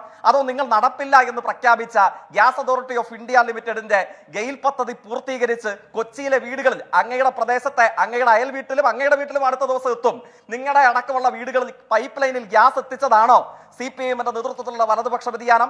അതോ നിങ്ങൾ നടക്കില്ല എന്ന് പറഞ്ഞ് ഇവിടുത്തെ കുറച്ച് റബ്ബർ തോട്ടം നഷ്ടപ്പെടുമെന്ന് പറഞ്ഞ് തുരങ്കം വെച്ച ഇടമൺ കൊച്ചി പവർ ഹൈവേ നിശ്ചയദാർഢ്യത്തോടുകൂടെ ഏറ്റെടുത്ത് പൂർത്തീകരിച്ച് ഇന്ത്യയെമ്പാടും പവർ കട്ട് ഉണ്ടാകുമ്പോൾ പവർ കട്ടില്ലാത്തൊരു കേരളത്തെ സൃഷ്ടിച്ചതാണോ വലതുപക്ഷ വ്യതിയാനം? അതോ നിങ്ങൾ തടഞ്ഞു വെച്ച ഇതേപോലെ തന്നെയുള്ള ഇടമൺ കൊച്ചി പവർ ഹൈവേയും ദേശീയപാതയും ദേശീയ ജലപാതയും ഗെയിൽ പദ്ധതിയും അടക്കമുള്ള തീരദേശ ഹൈവേയും അടക്കമുള്ള പദ്ധതികളെ യാഥാർത്ഥ്യമാക്കി കേരളത്തെ പശ്ചാത്തല സൗകര്യ വികാസത്തിന് അത്ഭുതകരമായ ട്രാക്ക് റെക്കോർഡ് സൃഷ്ടിച്ചതാണോ നിങ്ങൾ പറഞ്ഞ വലതുപക്ഷ വ്യതിയാനം? നിങ്ങൾ കേന്ദ്രത്തിലിരുന്നപ്പോൾ വിൽക്കാൻ വെച്ച പൊതുമേഖലാ സ്ഥാപനങ്ങൾ KPPL മുതൽ ഭാരത് ഹെവി ഇലക്ട്രോണിക്സ് ലിമിറ്റഡ് എന്ന ബെൽ വരെയുള്ള സ്ഥാപനങ്ങൾ കോൺഗ്രസും BJP-യും മാറി മാറി ഭരിച്ചപ്പോൾ വിറ്റ് തുലച്ച് വിൽക്കാൻ വെച്ച കേന്ദ്ര സർക്കാർ സ്ഥാപനങ്ങളെ ഒരു ചെറിയ സംസ്ഥാനം തങ്ങളാൽ ആവും വിധം പണം കൊടുത്ത് സ്വകാര്യ മുതലാളിമാരോട് വെല്ലുവിളിച്ച് ഇത് ഞങ്ങളുടെ കുട്ടികൾക്ക് അന്തസ്സോടുകൂടെ ജോലി ഉറപ്പാക്കാൻ കഴിയുന്ന പൊതുമേഖലാ സ്ഥാപനമാക്കി നിലനിർത്തുമെന്ന് പ്രഖ്യാപിച്ച് ആ പ്രവർത്തനത്തെ മുമ്പോട്ടേക്ക് കൊണ്ടുപോയതാണോ കോൺഗ്രസ് നേതാവ് വലതുപക്ഷ വ്യതിയാനം? ഇന്ത്യയെ മതരാഷ്ട്രമാക്കുമെന്ന് RSS പ്രഖ്യാപിച്ചപ്പോ ആ നിയമത്തിന് ഇവിടെ പുല്ലുവില എന്ന് കേരളം പ്രഖ്യാപിച്ചതാണോ നിങ്ങൾ പറഞ്ഞ വലതുപക്ഷ വ്യതിയാനം? കാർഷിക മാരണ ബില്ല് കൊണ്ടുവരിക വഴി ഇന്ത്യയിലെ കർഷകന്റെ നടുവ് ഇനിയും ഒടിക്കുമെന്ന് പ്രഖ്യാപിച്ചപ്പോ ആ നിയമത്തിനെതിരെ ഒറ്റക്കെട്ടായി ആദ്യം ഇന്ത്യയിൽ ശബ്ദമുയർത്തിയതാണോ കേരളത്തിലെ ഇടതുപക്ഷ ജനാധിപത്യ മുന്നണി നടത്തിയ വലതുപക്ഷ വ്യതിയാനം? അതോ ഈ ഇന്ത്യയെ തകർക്കാനുള്ള മറ്റു നിയമങ്ങൾ പൗരത്വം ഉൾപ്പെടെയുള്ള മറ്റു നിയമ ഭേദഗതികൾ ഉണ്ടാകുമ്പോൾ അതിനെതിരെ ഡൽഹിയിൽ പോയിരുന്ന് സമരം ചെയ്ത മുഖ്യമന്ത്രി CPM-കാരൻ അദ്ദേഹത്തിന്റെ നേതൃത്വത്തിലാണോ ഇവിടെ വലതുപക്ഷ വ്യതിയാനം നടത്തപ്പെട്ടത്? ഈ ബാക്കി കാര്യങ്ങളൊന്നും എന്നെ കൊണ്ട് പറയിപ്പിക്കരുത്. വലതുപക്ഷ വ്യതിയാനം എന്നൊക്കെ പറയുമ്പോൾ അങ്ങ് ചുരുങ്ങിയത് KPCC-യുടെ മുൻ പ്രസിഡന്റായ VM സുധീരൻ നാളുകൾക്ക് മുമ്പ് ഒരു ലേഖനം എഴുതിയിട്ടുണ്ട്. ഇന്ത്യയുടെ പൊതുമേഖലയും ഇന്ത്യയുടെ ജനാധിപത്യ ബദൽ അനുഭവങ്ങളെയും വിറ്റുതൊലച്ച സാമ്പത്തിക നയങ്ങളിൽ നിന്ന് BJP-ക്ക് കരുത്തു പകർന്ന സാമ്പത്തിക നയങ്ങളിൽ നിന്ന് കോൺഗ്രസ് വഴിമാറണം എന്ന് പറഞ്ഞത് ഞാനല്ല, അങ്ങയുടെ KPCC-യുടെ മുൻ പ്രസിഡന്റായിരുന്ന ആദരണീയനായ VM സുധീരനാണ്. ചുരുങ്ങിയ പക്ഷം ഇടതുപക്ഷ രാഷ്ട്രീയത്തെ സംബന്ധിച്ച് വിശാലവും വിപുലവുമായി ഒന്നും വായിച്ചില്ലെങ്കിലും മിനിമം KPCC-യുടെ മുൻ പ്രസിഡന്റ് VM സുധീരൻ മാതൃഭൂമിയിൽ പ്രസിദ്ധീകരിച്ച ലേഖനമെങ്കിലും വായിക്കണം എന്ന് വിനീതമായി ഞാൻ അങ്ങയോട് അഭ്യർത്ഥിക്കുകയാണ്. പിന്നെ BJP നേതാവിന്റെ ഗിരിപ്രഭാഷണം നന്നായി, ഞാൻ എല്ലാ കാര്യങ്ങൾക്കും ഒന്നും മറുപടി പറയുന്നില്ല. അദ്ദേഹം പതിവ് പോലെ ചർച്ചയിൽ വന്നിരുന്ന് തിരുവനന്തപുരത്തുകാരനായ പ്രാദേശിക നേതാവുകയും എന്നാൽ ചൈന മുതൽ സോവിയറ്റ് യൂണിയൻ വരെയുള്ള കാര്യങ്ങളെ സംബന്ധിച്ച് വിശദീകരിക്കുകയും ചെയ്യും. നല്ല കാര്യമാണ്. അങ്ങയുടെ നിലവാരം പതിവ് പോലെ തന്നെ കാത്തു സംരക്ഷിക്കുന്നുണ്ട്. പക്ഷെ തെരഞ്ഞെടുപ്പ് റിസൾട്ടിന്റെ പേര് പറഞ്ഞ് അങ്ങ് ഞങ്ങളെ അപഹസിക്കാൻ വരുമ്പോൾ ഒരു വിരൽ ഇങ്ങോട്ട് നീളുമ്പോൾ 4 വിരൽ തിരികെ അങ്ങോട്ട് നീളുന്നില്ലേ? ഏത് മണ്ഡലത്തിലെ ഏത് നേതാവിനാണ് കഴിഞ്ഞ ദിവസം ഷൂവേർ ഏറ്റുവാങ്ങേണ്ടതായി വന്നത്? ഇന്ത്യയുടെ ചരിത്രത്തിൽ ഏത് പ്രധാനമന്ത്രിക്കാണ് ഇതേപോലെ 4.5 ലക്ഷം വോട്ടിന് പിൻവാങ്ങേണ്ടതായി വന്നത്? രാംലല്ല ഉൾക്കൊള്ളുന്ന അയോധ്യയിൽ സാധാരണക്കാരൻ നിസ്വരമായ മനുഷ്യർ, നിരക്ഷരരായ മനുഷ്യർ, ഇന്ത്യയുടെ പൊതുജന സാമാന്യം നിങ്ങളെ പടിക്ക് പുറത്താക്കിയില്ലേ? നിങ്ങളോട് കണക്ക് പുറത്തു എന്ന് പറഞ്ഞില്ലേ? 400 സീറ്റ് എന്ന അത്ഭുതകരമായ പ്രഖ്യാപനവുമായി തെരഞ്ഞെടുപ്പ് പര്യടനം നടത്തിയ നിങ്ങൾ പച്ച വർഗീയത ഇന്നയോളം കേട്ടിട്ടില്ലാത്തത്ര വർഗീയമായ വഷളത്തരങ്ങൾ പ്രസംഗിച്ച നിങ്ങളുടെ പ്രധാനമന്ത്രി അടിതെറ്റി വീണില്ലേ? എന്നിട്ട് ചന്ദ്രബാബു നായിഡുവിന്റെയും നിതീഷ് കുമാറിന്റെയും കാല് പിടിച്ച് അപ്പോഴല്ലേ നിങ്ങൾക്കൊരു മന്ത്രിസഭ ഉണ്ടാക്കേണ്ടി വേണ്ടി വന്നത്? അങ്ങനെയാണോ വന്ന് എന്നോട് തെരഞ്ഞെടുപ്പ് പരാജയത്തെ സംബന്ധിച്ച് ക്ലാസ് എടുക്കുന്നത്? അങ്ങനെയാണെങ്കിൽ തെരഞ്ഞെടുപ്പ് പരാജയത്തിന്റെ കേരളീയ അനുഭവത്തിൽ നിങ്ങളുടെ കാര്യം എന്താണ്? നിങ്ങളുടെ സംഭാവന എന്താണ്? അതിനെക്കുറിച്ച് നമുക്കൊന്ന് സംസാരിച്ചാലോ? അപ്പൊ തോറ്റുപോയ നിങ്ങൾ ഇവിടെ പ്രവർത്തനം അവസാനിപ്പിച്ച് പോണോ? നിങ്ങളുടെ കൂടെയുള്ള ആരൊക്കെ നിങ്ങളോട് സലാം പറഞ്ഞു പോയി? ഏതൊക്കെ വിഭാഗങ്ങൾ നിങ്ങളോട് സലാം പറഞ്ഞു പോയി? അതിനെ സംബന്ധിച്ച് എന്താണ് പറയേണ്ടത്? പിന്നെ നല്ല കാര്യം അങ്ങ് പറയുന്നു, അധസ്ഥിതരായ ഹിന്ദുമത വിശ്വാസികൾ, മതന്യൂനപക്ഷ വിഭാഗങ്ങൾ ഇവരൊക്കെ CPIM-നെ കൈവിട്ടു അത്രയല്ലേ? പല ന്യായവാദങ്ങൾ ഇവർ 3 പേരും ഉയർത്തി. എന്തുകൊണ്ടാണ് പട്ടികജാതി പട്ടികവർഗ വിഭാഗത്തിൽപ്പെട്ടവർ CPIM-നെ കൈവിട്ടോ? എന്തിനു വേണ്ടിയിട്ടാണ് കൈവിട്ടത്? ഇന്ത്യയുടെ ചരിത്രത്തിലാദ്യമായി പട്ടികജാതി വിഭാഗത്തിൽപ്പെട്ട ഒരു ചെറുപ്പക്കാരനെ തിരുവല്ലം പുത്തൂർ ശിവക്ഷേത്രത്തിലെ പൂജാരിയായി കൈപിടിച്ച് കയറ്റിയതിന് വേണ്ടിയിട്ടാണോ? അതിനെതിരെ സമരം ചെയ്തതല്ലേ നിങ്ങളാണോ അധസ്ഥിത ഹിന്ദുമത വിശ്വാസികളുടെ അട്ടിപ്പേർ അവകാശവുമായി ഇപ്പോൾ ഈ ചർച്ചയിൽ വന്നിരിക്കുന്നത്? കേരളത്തെ ഇന്ത്യയുടെ ചരിത്രത്തിൽ ആദ്യമായി അധസ്ഥിത വിഭാഗത്തിൽപ്പെട്ട 24 വയസ്സുകാരനായ യദു കൃഷ്ണൻ മുത്തൂർ ശിവക്ഷേത്രത്തിൽ പൂജാരിയായി പ്രവേശിച്ചപ്പോൾ അന്ന് ഉണ്ണാവൃത സമരം നടത്തി അധസ്ഥിത ഹിന്ദുവിനെ പൂജാരിയാക്കി കയറ്റരുതെന്ന് പ്രഖ്യാപിച്ചതാരാ? NDAയുടെ തിരുവല്ല സ്ഥാനാർത്ഥിയായിരുന്നില്ലേ? അദ്ദേഹത്തിന്റെ പേര് ഞാൻ ഓർമ്മിപ്പിക്കണോ? അദ്ദേഹം നിങ്ങളുടെ സമുദായ സംഘടനയുടെ കേരളത്തിലെ നേതാവായിരുന്നില്ലേ? അദ്ദേഹത്തിന്റെ നിലപാടെന്തായിരുന്നു? അതായിരുന്നില്ല കേരളത്തിലെ BJPയുടെ നേതാവ്. എന്നിട്ടിപ്പോ എന്ത് പറയുകയാണ്? അധസ്ഥിത ഹിന്ദു സംരക്ഷണത്തിന്റെ അട്ടിപ്പേർ അവകാശം പേറിയെടുത്തുകൊണ്ട് ഇങ്ങോട്ടേക്ക് വന്നിരിക്കുകയാണല്ലേ? ഞാൻ മറ്റു വിശദാംശങ്ങളിലേക്ക് കടന്നു പോകുന്നില്ല. ജമാഅത്തെ ഇസ്ലാമി SDPI ബന്ധത്തെ കുറിച്ച് നമുക്ക് വിശദീകരിക്കണോ? എത്ര സമയമെടുത്ത് പറയണം? കോൺഗ്രസ് നേതാവ് മറക്കാൻ പാടുണ്ടോ? SDPI പിന്തുണ നൽകുമെന്ന് പറഞ്ഞപ്പോ എത്ര ദിവസമെടുത്തു SDPIയുടെ പിന്തുണ വേണ്ട എന്ന് പറയാൻ? എന്തുകൊണ്ടായിരുന്നു മടി? SDPIയുടെ ജമാഅത്തെ ഇസ്ലാമിയുടെയും RSSന്റെയും പിന്തുണ ഞങ്ങൾക്ക് വേണ്ട എന്ന് തെരഞ്ഞെടുപ്പ് തോറ്റുമ്പോഴും തെരഞ്ഞെടുപ്പ് ജയിക്കുമ്പോഴും തെരഞ്ഞെടുപ്പിന്റെ ആദ്യമധ്യാന്തമല്ല എല്ലാ ഘട്ടത്തിലും ഞങ്ങൾ നിലപാട് വ്യക്തമാക്കിയിട്ടില്ലേ? എന്നിട്ട് ഞങ്ങളുടെ തലയിലേക്കാണോ ആ വർഗീയതയുടെ ചാപ്പയടിച്ചു തരാൻ വേണ്ടി നിങ്ങൾ ശ്രമിക്കുന്നത്? അതൊന്നും ചരിത്രത്തോട് നീതി പുലർത്തുന്ന അനുഭവങ്ങളല്ല. കേരളത്തിലെ അനുഭവങ്ങൾ നമ്മുടെ എല്ലാവരുടെയും മുമ്പിലുണ്ടായിരുന്നല്ലോ. ശരി, ഇപ്പൊ ആനുപാതികമായിട്ട് അല്ലെങ്കിൽ കൂടി മതിയായ സമയം പറഞ്ഞു പൂർത്തിയാക്കും. ഒറ്റവാചകം കൂടെ 2010 നിങ്ങൾ പറഞ്ഞ SDPIയെ സംബന്ധിച്ച് ഇന്നപ്പോഴത്തെ ധാർഷ്ട്യക്കാരനായ മുഖ്യമന്ത്രി പിണറായി വിജയൻ ദേശാഭിമാനിയിൽ ഒരു ലേഖനം എഴുതിയിട്ടുണ്ട്. 2 വാചകമേ ഞാൻ വായിക്കുന്നുള്ളൂ. കലാപഭൂമികളിൽ വെറുപ്പിന്റെയും ഹിംസയുടെയും തീ കൊളുത്തുന്ന ഏത് ശക്തിയും ചെറുത്തു തോൽപ്പിക്കുക എന്നത് കമ്മ്യൂണിസ്റ്റുകാരുടെ അനിവാര്യമായ കർത്തവ്യമാണ്. അതിനാൽ തന്നെ ജമാഅത്തെ ഇസ്ലാമിയുടെ മുഖംമൂടി വലിച്ചു കീറുക എന്ന ദൗത്യം കേരളത്തിൽ CPIM-നുണ്ട്. എഴുതിയ മനുഷ്യന്റെ പേര് ധാർഷ്ട്യവും ധിക്കാരവും. 2009 പാർലമെന്റ് തെരഞ്ഞെടുപ്പിൽ ജമാഅത്തെ ഇസ്ലാമി നിങ്ങളെ പിന്തുണച്ചതല്ലേ? പരസ്യമായി നിങ്ങളെ പിന്തുണ സ്വീകരിച്ചവരല്ലേ? കേരളത്തിൽ CPIM 2009 പാർലമെന്റ് തെരഞ്ഞെടുപ്പ് ജമാഅത്തെ ഇസ്ലാം നിങ്ങളെ പരസ്യമായി പിന്തുണച്ചു. നിങ്ങളത് സ്വീകരിച്ചവരാണ്. 2011 നിയമസഭാ തെരഞ്ഞെടുപ്പ് അവർ പരസ്യമായി പിന്തുണ പ്രഖ്യാപിച്ചു. നിങ്ങളത് വേണ്ടെന്ന് പറഞ്ഞവരല്ല. ജമാഅത്തെ ഇസ്ലാം അമീറായിരുന്ന MI അബ്ദുൽ അസീസുമായി പിണറായി വിജയൻ കൂടിക്കാഴ്ച നടത്തി. നിങ്ങൾ ഇല്ല എന്ന് പറഞ്ഞിട്ടില്ല. സർ, ഈ ഭൂതകാലങ്ങളിൽ നിങ്ങൾക്കും ഇഷ്ടം പോലെ ജമാഅത്ത് വോട്ട് കിട്ടിയിട്ടുണ്ടെന്ന് അങ്ങനങ്ങ് മറന്ന് ഭൂതകാലമേ ഉണ്ടായിട്ടില്ല എന്ന് അമ്നീഷ്യവാദിക്കാവോ ജെക്സി തോമസ്? ഒറ്റവാചകം. ജമാഅത്തെ ഇസ്ലാമിയെ സംബന്ധിച്ചുള്ള CPIM-ന്റെ നിലപാട് തർക്കങ്ങൾക്കിടയില്ലാത്തതുള്ളതാണ്. അത് ഞാൻ വിശദീകരിക്കുകയും ചെയ്തു. അങ്ങ് ശ്രദ്ധിച്ചില്ലേ? മദനിയെ ജമാഅത്തെ ഇസ്ലാമിയും SDPIയുടെയും കൂടാരത്തിൽ കൊണ്ട കെട്ടാൻ കോൺഗ്രസ് അതുപോട്ടെ അങ്ങനല്ല. ഇപ്പൊ നിങ്ങൾക്കൊപ്പം നിൽക്കുമ്പോൾ ജമാഅത്തെ ഇസ്ലാമി ഫാസിസ്റ്റ് വിരുദ്ധ പോരാളികളാകും. നിങ്ങൾക്കെതിരെയാണെങ്കിൽ തീവ്രവാദികൾ, മതരാഷ്ട്രവാദികൾ, വർഗീയവാദികൾ. അങ്ങനെയുണ്ടോ? കരുതുന്നോ അബ്ദുൾ നാസർ മദനി കേരളത്തിലെ ഒരു വർഗീയവാദിയാണോ? അബ്ദുൾ നാസർ മദനി SDPIക്കാരനാണോ? അബ്ദുൾ നാസർ മദനി RSSനെ പോലെ SDPയെ പോലെ ഒരു മതതീവ്രവാദിയാണോ? ആങ്കറുടെ നിലപാടെന്താ? അത് BJPക്കാരനാ പറയുന്നെങ്കിൽ ഞാനത് കേൾക്കും, അത് അവരുടെ നിലവാരം. പക്ഷെ കോൺഗ്രസ് പ്രതിനിധി വന്നിട്ട് പറയുകയാണ് മോചനത്തിന് വേണ്ടി കേരളത്തിലുള്ള എല്ലാ മതനിരപേക്ഷവാദികളും ഒറ്റക്കെട്ടായി ശബ്ദമുയർത്തുന്ന ഒരു ഘട്ടമല്ലേ? അങ്ങനെ അങ്ങ് ഒന്ന് പറയാൻ പാടുണ്ടോ? അല്പം പ്രായവും പക്വതയും ഒക്കെ കൂടുതലുള്ള ഒരു നേതാവ് മദനിയെ തീവ്രവാദിയാക്കുന്നത് എന്തടിസ്ഥാനത്തിലാണ്? ഞാൻ പറഞ്ഞോട്ടെ രാജു. ശരി, ഞാൻ പറഞ്ഞോട്ടെ. ആദ്യം BJPയോട് ഉള്ള മറുപടി അങ്ങ് പറഞ്ഞിട്ട് അങ്ങ് പോവാം. എന്തായാലും നേരത്തെ CR വളരെ വ്യക്തമായിട്ട് പറഞ്ഞു. CR പറഞ്ഞതിനോട് 2 കാര്യം മാത്രം കൂടി ഞാൻ ആഡ് ചെയ്യാം. അദ്ദേഹം കാശ്മീരിലെ സംഭവം പറഞ്ഞു. CR അന്ന് കാശ്മീരിൽ സജ്ജാദ് ലോഡ് എന്ന് പറഞ്ഞൊരു MP ഉണ്ടായിരുന്നു. ആ സജ്ജാദ് ലോഡ് എന്ന് പറയുന്ന ഒരു സെപ്പറേറ്റിസ്റ്റ് ആയിരുന്നു, വിഘടനവാദിയായിരുന്നു. അദ്ദേഹം പറഞ്ഞിരുന്നത് ഇന്ത്യയുടെ ഭരണഘടനയിൽ തൊട്ട് കൈതൊട്ട് സത്യം ചെയ്യാൻ എൻ്റെ മനസ്സ് വേദനിക്കും എന്ന് പറഞ്ഞ ഒരു വിഘടനവാദിയായിരുന്നു. BJP PDP കൂടെയുള്ള സഖ്യ സർക്കാരിൽ ആ സജ്ജാദ് ലോഡ് മന്ത്രിയായിരുന്നു. സുരേഷ് ഒന്ന് മറുപടി പറയണം പറ്റുമെങ്കിൽ. പിന്നെ ഇവരുടെ ചരിത്രം ഇതല്ലേ? 1940 ഹിന്ദു മഹാസഭയും അന്നത്തെ മുഹമ്മദ് അലി ജിന്നയുടെ മുസ്ലിം ലീഗ്, ആ മുസ്ലിം ലീഗുമായിട്ട് സഖ്യകക്ഷി സർക്കാരായിട്ട് സിന്ധിലും പഞ്ചാബിലും നോർത്ത് വെസ്റ്റ് ഫ്രണ്ടിയർ പ്രൊവിൻസിലും ഭരിച്ചവരല്ലേ നിങ്ങൾ? അപ്പോൾ നിങ്ങൾക്ക് അധികാരത്തിൽ ഉള്ളതിനപ്പുറം മറ്റൊന്നുമില്ല. അതുകൊണ്ടാണ് ഇപ്പോൾ സുരേഷ് ഗോപി SDPയുടെ പിന്തുണ കാര്യം പറഞ്ഞത്. ഇപ്പം സുരേഷിന് പറയാൻ പറ്റില്ല. കാരണം സുരേഷ് ഗോപി ഇവരെ എല്ലാം തള്ളി ഇതിനകത്ത് BJPയുടെ ഏക നേതാവായിട്ട് മാറിയിരിക്കുകയാണ്. സുരേഷിന് തള്ളാണെന്ന് പറയില്ല. അതുകൊണ്ട് ഞാൻ തിരുവനന്തപുരത്താണ് എന്നൊക്കെ പറയും. പോട്ടെ, ഞാൻ അവിടെ വെച്ച് നിർത്തുക. ഇന്ദിരാഗാന്ധി ഭാരതമാതാവ് എന്ന് പറഞ്ഞതിന് തള്ളി സുരേഷ് ഗോപി പറഞ്ഞ എല്ലാ കാര്യങ്ങളും BJP അനുകൂലിക്കുന്നില്ല. ഇന്ദിരാഗാന്ധി ഭാരതമാതാവാണ് എന്ന് പറഞ്ഞ് തള്ളി. സുരേഷ് ഗോപി നമ്മുടെ വിഷയമല്ലല്ലോ ഇപ്പോൾ. നമ്മളിപ്പോൾ കിടക്കുന്നില്ല. ശ്രീ ജെയ്ക്ക് തോമസ് ഇവിടെ ഇടതുപക്ഷം എന്ന് പറഞ്ഞതിനെ സംബന്ധിച്ച് ഞാനും പ്രതിപക്ഷ നേതാവ് പറയുന്നതും എല്ലാവരും കൂട്ടിക്കുറച്ച് പറഞ്ഞു. എവിടെയാണ് ജെയ്ക്ക് നിങ്ങൾ ഇടതുപക്ഷമായിരുന്നത്?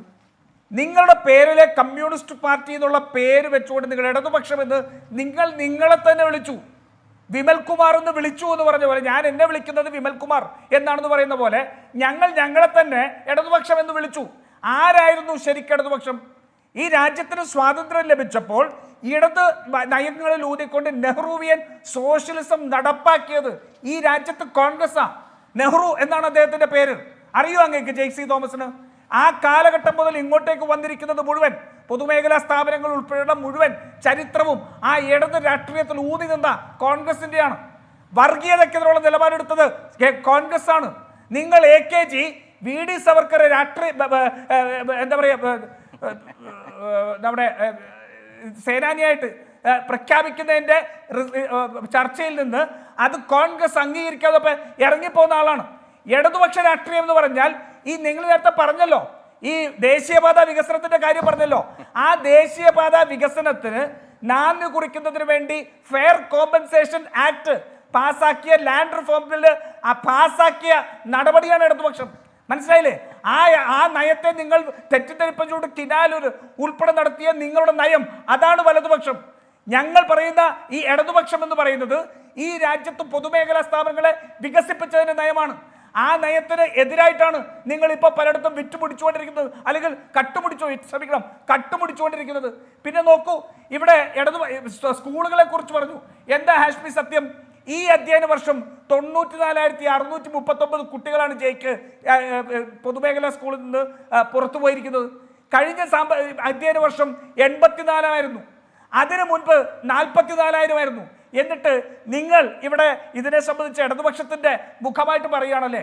അവിടെ കുട്ടികൾക്ക് പ്രാഥമിക വിദ്യാഭ്യാസം അവന്റെ നിയമപരമായ അവകാശം ആക്കിയ നിയമമുണ്ടല്ലോ, അതാണ് ഇടതുപക്ഷം. ജയിക്ക് ഇടതുപക്ഷം എന്താണെന്ന് പഠിക്കണം. ആ ഇടതുപക്ഷ നയം എന്താണെന്ന് പഠിക്കണം. എന്നിട്ട് പിണറായി വിജയൻ നടപ്പാക്കുന്നത് എന്താണെന്ന് നോക്കണം. ജനങ്ങൾക്ക് അവരുടെ സ്വത്തിന് അവകാശവും അതിന് മാന്യമായ നഷ്ടപരിഹാരവും ലഭിക്കണമെന്ന് പറയുമ്പോൾ അതല്ല, പകരം ഉറങ്ങുന്നവന്റെ വീടിനകത്ത് കൊണ്ടുപോയി ഞാൻ മഞ്ഞ കുറ്റി അടിക്കും എന്ന് പറയുന്ന പിണറായി, ആ പിണറായിയാണ് വലതുപക്ഷം, തീവ്ര വലതുപക്ഷം. അതേസമയം അവർക്ക് അംഗീകരിക്കാവുന്ന കോമ്പൻസേഷൻ കൊടുക്കണമെന്ന് എടുത്ത തീരുമാനമാണ് ഇടതുപക്ഷം. അതാണ് ഇടതുപക്ഷവും ഇടതുപക്ഷ നയമെന്ന് പറഞ്ഞ് നടക്കുന്ന നിങ്ങളും തമ്മിലുള്ള വ്യത്യാസം. അതൊന്ന് ജയിക്ക് വളരെ വ്യക്തമായിട്ട് പഠിക്കണം. പിന്നെ ജമാഅത്തെ ഇസ്ലാമിയുടെ കാര്യം പറഞ്ഞു. അങ്ങയുടെ പ്രഭാഷണത്തിന്റെ ആ കഥപ്പൊക്കൊന്ന് മാറിയെങ്കിൽ പോയിട്ട് ജമാഅത്തെ ഇസ്ലാമിയുടെ സഖ്യത്തെ ന്യായീകരിച്ച ദേശാഭിമാനിയുടെ ലേഖനം ഒന്ന് എടുത്ത് വായിച്ചു നോക്കണം. മനസ്സിലായില്ലേ? ആ ലേഖനം ഒന്ന് എടുത്ത് വായിച്ചു നോക്കണം. തീവ്ര ഹിന്ദുത്വത്തിന്റെ ഭാഗമായിട്ട് നിങ്ങൾ മാറി. എങ്ങനെയാ? 1985 EMS ഏക സിവിൽ കോഡിന് വേണ്ടി എടുത്ത നയം എത്രയോ നമ്മൾ ചർച്ച ചെയ്തതാ. ഹിന്ദുത്വ ആശയം പ്രചരിപ്പിച്ച പാർട്ടി നിങ്ങളുടെയാ. ഈ കേരളത്തിൽ നടപ്പാക്കണം വിചാരിച്ചതാണ് നിങ്ങളെയാ. ഇവിടുത്തെ ന്യൂനപക്ഷത്തെ ഏറ്റവും പ്രാകൃതരായിട്ടുള്ള മനുഷ്യരായിട്ട് ചിത്രീകരിച്ചത് നിങ്ങളാ. ലവ് ജിഹാദ് എന്ന് പറയുന്നത് വാക്ക് BJPക്ക് സമ്മാനിച്ചത് തീവ്ര വർഗീയവാദിയായ VS അച്യുതാനന്ദനാണ്. അദ്ദേഹമാണ് പറഞ്ഞത് 13 വർഷങ്ങൾക്ക് മുൻപ് ഈ സംസ്ഥാനത്ത് മുസ്ലിം യുവാക്കൾ ഹിന്ദു യുവതികളെ പ്രണയിച്ച് മതം മാറ്റുന്നു. 20 വർഷത്തിനുള്ളിൽ കേരളം മുസ്ലിം ഭൂരിപക്ഷ പ്രദേശമാക്കാൻ ശ്രമം നടക്കുന്നു എന്ന് പറഞ്ഞത് വർഗീയവാദിയായ VS കേരളത്തിന്റെ മുതിർന്ന നേതാവാണ്, ആരോഗ്യ പ്രശ്നങ്ങളായിരിക്കുന്ന നേതാവാണ്. തീവ്ര വർഗീയവാദം വിളിക്കാം. ഹാഷ്മി ഞാൻ വിളിക്കും. BJPക്ക് ഞാൻ പറഞ്ഞു VS അച്യുതാനന്ദൻ ലവ് ജിഹാദ് കേരളം ഒരു മുസ്ലിം രാഷ്ട്രമാകുമെന്ന് പറഞ്ഞിട്ടുണ്ടോ? SDPയെ സംബന്ധിച്ചല്ല പറഞ്ഞത്. ഇങ്ങനെ പച്ചക്കള്ളവും പമ്പരവിട്ടും പറയുന്നത് കേട്ടോണ്ടിരിക്കാൻ കാണിക്കുന്ന ഒരു മര്യാദകളുണ്ടല്ലോ. അതിനൊന്നും മാധ്യമപ്രവർത്തകർ വിളിക്കാൻ പറ്റില്ല. ജയിക്ക് പറഞ്ഞപ്പോൾ ഞാൻ ഇടപെട്ടില്ല, ആര് പറഞ്ഞപ്പോൾ ഞാൻ ഇടപെടണമെന്ന് വിചാരിച്ചിരുന്ന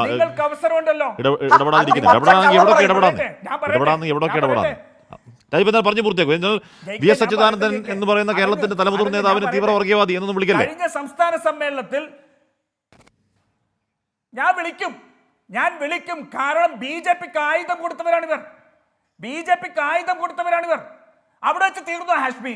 കഴിഞ്ഞ സംസ്ഥാനത്തിൽ പ്രൊഫഷണൽ കോളേജുകളിൽ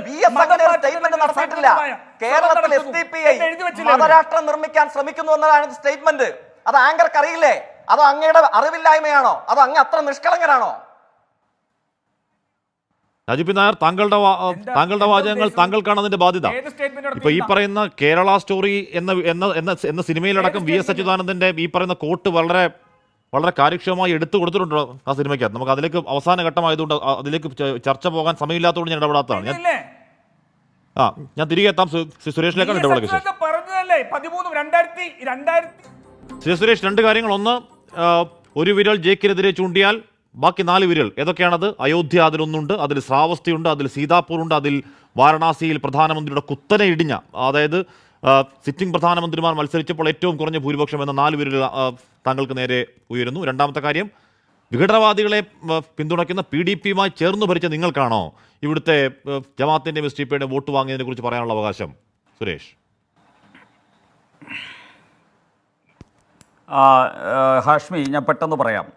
ആദ്യമായിട്ട് എനിക്ക് പറയാനുള്ളത്, ഈ കേരളത്തിൽ BJPയുടെ 2024 മുന്നേറ്റം 20% വോട്ട് കിട്ടിയത്, വോട്ട് കിട്ടുന്ന സമയത്ത് നിങ്ങൾ മനസ്സിലാക്കണം, ഞങ്ങൾ LDFിൽ നിന്നും UDFിൽ നിന്നും ഒരുപോലെ വോട്ട് കൊണ്ടുവന്നു.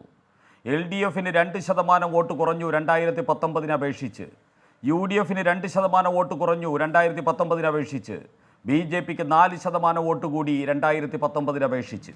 ഇതിൻ്റെ അർത്ഥമെന്ന് പറയുന്നത് ഞങ്ങൾ ഇടതിനും വലതിനും ഒരുപോലെ തകർത്തുകൊണ്ടാണ് BJP മുന്നേറുന്നത് എന്നുള്ളതാണ്.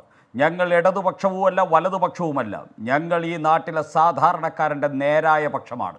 ഈ നേരായ പക്ഷത്തെക്കുറിച്ചുള്ള ഒരു തിരിച്ചറിവ് കേരളത്തിന് കിട്ടിയിരിക്കുന്നു.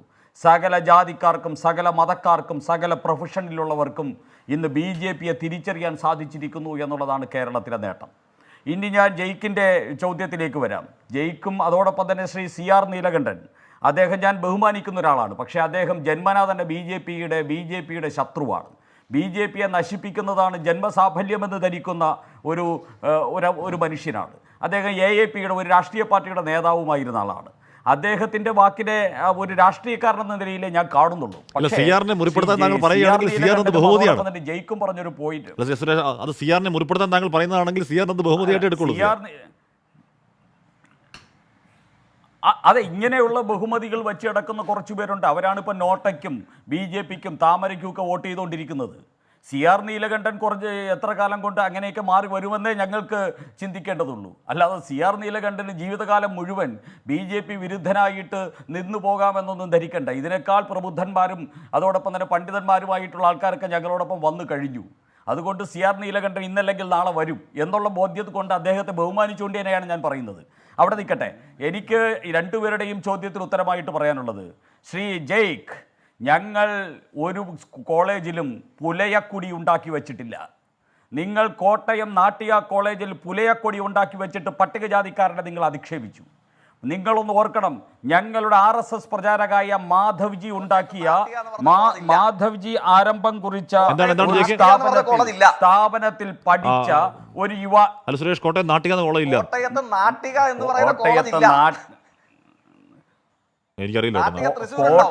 നാട്ടികയിലുള്ള കോളേജിൽ എന്റെ ഊഴമല്ല, നിർത്തിക്കോ. നാട്ടകം ക്ഷമിക്ക് നാട്ടകം എന്ന് തിരുത്തി വായിച്ചോളൂ, മതിയായല്ലോ. അപ്പോൾ നാട്ടകം കോളേജിൽ പുലയക്കൊടി ഉണ്ടാക്കി വെച്ച് പട്ടികജാതിക്കാരെ അധിക്ഷേപിച്ച SFIക്കാരൻ ഞങ്ങളെ വന്നിട്ട് ഇത് പഠിപ്പിക്കണ്ട. ഇനി മറ്റൊന്ന് പറയാനുള്ളത്, നിങ്ങൾക്ക് എന്താ ദേവസ്വം ബോർഡിൽ പട്ടികജാതിക്കാരനെ ദേവസ്വം ബോർഡിൽ മിണ്ടാതിരിക്കോ മിസ്റ്റർ, നിങ്ങൾ എന്താ കൂവി അയാളുടെ മിണ്ടാതിരിക്കാൻ പറ. നിങ്ങൾ എന്താ ബഹളം വയ്ക്കാനാണോ അവസാന നിമിഷം ചെയ്യുന്നത്? മിണ്ടാതിരിക്കവിടെ. അപ്പോ ഞാൻ പറഞ്ഞു വരുന്നത് RSS പ്രചാരകായിട്ടുള്ള മാധവ്ജി ആരംഭിച്ച തന്ത്രവിദ്യാപീഠത്തിൽ പഠിച്ച ഒരാളിന് ദേവസ്വം ബോർഡിൽ ജോലി കൊടുത്തത് മഹാവിപ്ലവമായിട്ട് പറയുന്ന കമ്മ്യൂണിസ്റ്റുകാരാ. നിന്റെ പോളിറ്റ് ബ്യൂറോയിൽ ഒരു പട്ടികജാതിക്കാരനെ കയറ്റിയിട്ട് പോരെ ഈ പൊലമ്പ് നടത്തുന്നത്? നിന്റെ പാർട്ടിയുടെ വേദിയിൽ പട്ടികജാതിക്കാരന് പ്രവേശനമുണ്ടോ? 100 വർഷം പിന്നിട്ട കമ്മ്യൂണിസ്റ്റ് പാർട്ടിയിൽ അതാണ് എനിക്ക് ചോദിക്കാനുള്ളത്. ഹിന്ദു ക്ഷേത്രങ്ങളിൽ കയറ്റുന്നതൊക്കെ ഞങ്ങൾ പറയുന്നത് നോക്കിക്കോളാം. കേട്ടിരിക്കുന്ന ആളുകളുണ്ടാകും. അതൊന്നും കമ്മ്യൂണിസ്റ്റുകാരുടെ അവരുടെ അടുക്കൽ പോയി പറയണം. വിപ്ലവമായിട്ട് ഞാൻ കണക്കാക്കണ്ട. ചാനൽ ഫോണിൽ ആദ്യം വന്നിരിക്കുന്നത് പോയി അല്ല, അല്ല, ഒരു പട്ടികജാതിക്കാരനെ ഇല്ല, ഞാൻ ഇടപെടാതിരുന്നത് കാരണം ജയിക്കിനെ നേരിട്ട് അഭിസംബോധന ചെയ്യലല്ല എന്ന് എനിക്ക് തോന്നുന്നു. തീർന്നില്ല. അല്ല ജയിക്ക് അത് നേരിട്ട് ജയിക്കിനെ നീ എന്ന് അഭിസംബോധന ചെയ്യലല്ല എന്ന് എനിക്ക് തോന്നുന്നു. ജമ്മു ഈ കമ്മ്യൂണിസ്റ്റുകാരാ എന്നുള്ള നാടകത്തിന്റെ ഡയലോഗ് ഭാഷ പറഞ്ഞു വന്നെനിക്ക് തോന്നുന്നു അല്ലേ? അല്ല, ഞാൻ അദ്ദേഹത്തെ ബിജെപിക്കാരാ നിന്റെ എന്ന് പറഞ്ഞാൽ പിന്നെ അദ്ദേഹത്തിന് ജമ്മു കാശ്മീരിൽ ശ്രീ CR നീലകണ്ഠൻ ചോദിച്ചു. ജമ്മു കാശ്മീരിൽ PDP-യുമായിട്ടുള്ള ബന്ധത്തെക്കുറിച്ച് ചോദിച്ചു. മിസ്റ്റർ CR നീലകണ്ഠൻ, ഇന്ന് ജമ്മു കാശ്മീരിൽ PDP ഇല്ല. ജമ്മു കാശ്മീരിൽ പഴയ ജമ്മു കാശ്മീർ പോലുമില്ല. തീവ്രവാദികൾക്കും PDP-ക്കും ഒത്താശ ചെയ്തിരുന്ന ജമ്മു കാശ്മീരും ഇല്ല. അവിടുത്തെ 370 വകുപ്പുമില്ല. ശരി ശരി തീവ്രവാദികൾ ഭരിച്ചിരുന്ന ശരി, ശരി, ജമ്മു ശരി. കാശ്മീരിലെ ഭരണ സംവിധാനത്തെ കുറിച്ച് BJP-ക്ക് മനസ്സിലാക്കാൻ ചില അടവ് നയങ്ങൾ വേണ്ടി വന്നു. അടവ് നയങ്ങൾ ശരി അങ്ങനെ പറയില്ല. ചേർന്ന് ഭരിക്കുകയും അടുത്തൊരു തെരഞ്ഞെടുപ്പിൽ നിങ്ങൾക്ക് തിരിച്ചടിയാകുമെന്ന് കരുതിയപ്പോൾ ആ ഭരണം അവസാനിപ്പിച്ചു. ഒരു അടവ് നയമല്ല, അധികാരമായിരുന്നു നയം.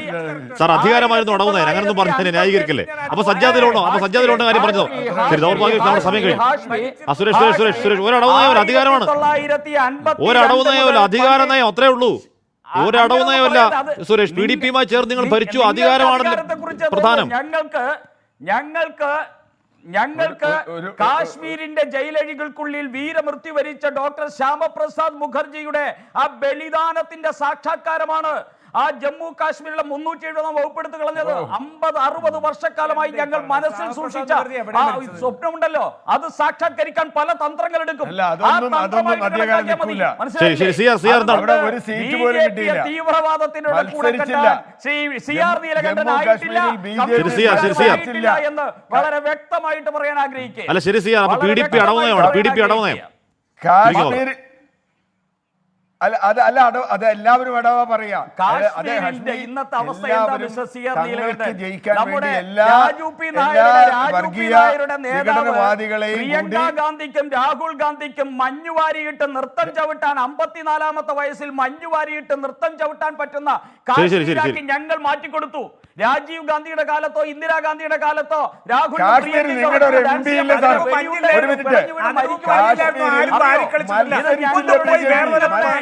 അങ്ങോട്ട് അനുവാദം കൊടുത്തില്ലായിരുന്നു.